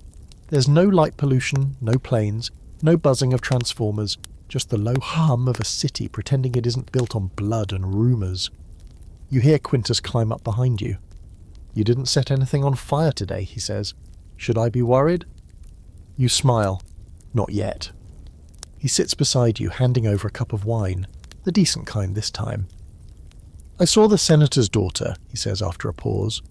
That gets your attention. "When?" "This morning, near the Temple of Vesta. She didn't see me, but she was speaking to someone I didn't recognize." He pulls a face. "Something's coming." You nod. "I can feel it too." "You still think about going back?" he asks. It's a fair question. You've been here long enough now to have scars, both literal and emotional. You've learned to eat food with your hands, to duck when people shout barbarous, and to never trust a toga with too many folds. But you also miss flush toilets, and deodorant, and people who don't believe sneezing is a sign from the gods. "I think," you say slowly, "that I'm stuck between two times, one I don't belong in, and one I can't return to." He nods. "That sounds about right." Then he adds, "If you figure out how to go back, would you take anyone with you?" That question sits heavy between you. You don't answer, not because you don't know, but because you do. The next morning, Gaius sends for you again. No letter this time, just a boy with quick feet and faster eyes, whispering that your presence is urgently required. You arrive at his villa to find the place buzzing, not panicked exactly, but close. Servants move briskly, guards whisper into corners. Gaius himself greets you wearing a deep blue tunic and a look that says someone's going to die by dinner. "The Emperor wants a demonstration," he says without preamble. You blink. "Of what?" "Of you." Your stomach does something unnatural. "He heard rumours," Gaius continues. "Whispers of light from clay jars, energy from nothing, foreign tools. He thinks you're a magician or an oracle. Or worse, something he can use." You can't breathe for a second. "How?" "You'll show him," Gaius says. "Your battery trick. Whatever else you have, and you'll smile while doing it." "And if I refuse?" He gives you the flattest look in Rome. "Then he'll come to you, and it won't be a request. So here it is, the moment you've been crawling towards since the day you landed in this city. You're going to show the Emperor of Rome that you're not just another barbarian. You're going to show him a piece of the future, and hope he doesn't destroy you for it." You spend the morning pacing through Gaius Marcellus's villa, like a man awaiting either glory or public dismemberment. Outside, the sun is blistering, but you barely notice it. Your thoughts are looping in chaotic spirals. Should I show him the phone, just the battery? What if he thinks I'm a god? What if he thinks I'm a demon? You've prepared nothing close to a script. You've only got a half-functional ancient battery, a smartphone with maybe 0.8% life left, and a gut full of bad wine and worse choices. Gaius has provided you with a fresh tunic, black, finely stitched, and a little too dramatic for your liking. "To make you look mysterious," he said. "It mostly just makes you sweat in places you didn't know could sweat. You're bathed, combed and rubbed with oil until you smell like an overripe fig. A guard hands you the clay amphora containing your makeshift battery, now strapped into a wooden box lined with straw. It hums faintly. You swear you can feel it. Or maybe it's just your own nerves. At midday, a sleek black litter arrives, carried by men with arms the size of amphorae. Gaius doesn't accompany you. This part is yours, he says, handing you a small bronze token marked with the imperial seal. Give this to the guard at the door. It'll get you in. You sure it'll get me out, you mutter? He doesn't answer. You're taken through the eastern gates of the city and into the hills beyond the Aventine, where the Emperor's private villa lies nestled among cypress trees and sun-scorched marble paths. It's quieter here, calm in the way wild animals are just before they strike. The guards don't greet you. They don't even speak. One just gestures with his spear toward the central courtyard. You walk in, and the Emperor is already there. He's seated beneath a tall cedar arbour, surrounded by low couches, bowls of fruit, and a handful of scribes who glance at you like you're something scraped off their sandals. He looks much the same as before, calm, calculating, the kind of man who watches other men squirm for sport. You've brought something, he says. You nod and kneel, placing the amphora gently at his feet. It's all very ceremonial, very hush-hush. The scribes stop writing. The breeze seems to pause. He leans forward. Explain. You take a breath so deep your ribs ache. It's a device of sorts. It stores energy. Not fire, not wind, but power. The Emperor's eyes narrow. Power for what? You glance around. To awaken another device. He gestures. Show me.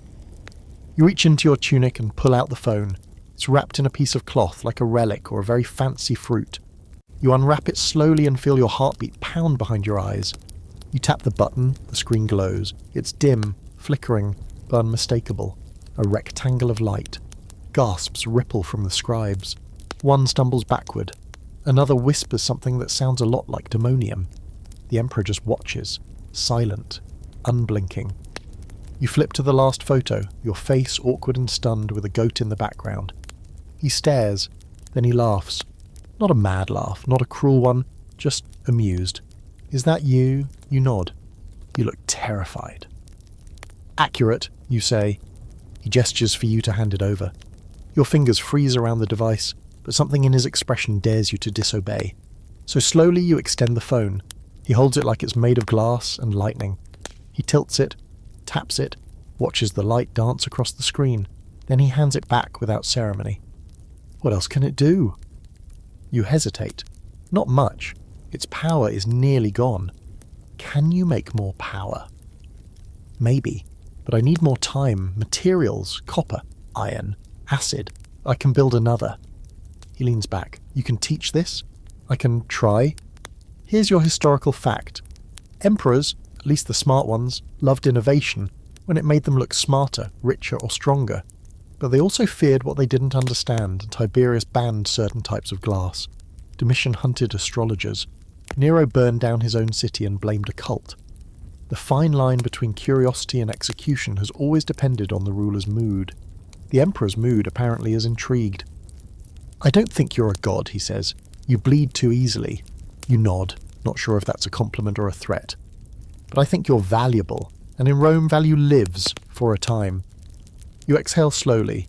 Then he adds, which is why I'm placing you under the protection of the palace. You blink. What? You'll remain in Rome, work here, under supervision. That word, supervision, has the warmth of chains. The scribes begin taking notes again. The Emperor rises. You may go, my guards will escort you. You don't know what to feel. Relief, terror. You've just gone from anonymous foreigner to imperial project, like a pet or a specimen. You're taken back to the city, this time with more guards, more stairs, and a quiet understanding that you are no longer free in any meaningful way. When you return to Quintus's house, he's waiting in the atrium, pacing like a man about to receive bad news. He stops when he sees you. Well? You hold up the phone. It worked. He exhales hard and pulls you into a rough embrace. You don't even resist this time. You just close your eyes and stand there breathing in the smell of sweat, dust, and the faintest trace of citrus soap. Lucius wanders in, holding a half-eaten fig. Are we dead? Not yet, you mumble. You sit together that night in the courtyard. No torches, no wine, just silence, interrupted only by the occasional murmur of Rome settling into sleep. You look up at the stars and realise for the first time that your story isn't just about surviving anymore. It's about changing the narrative, or at least making sure you don't get erased from it.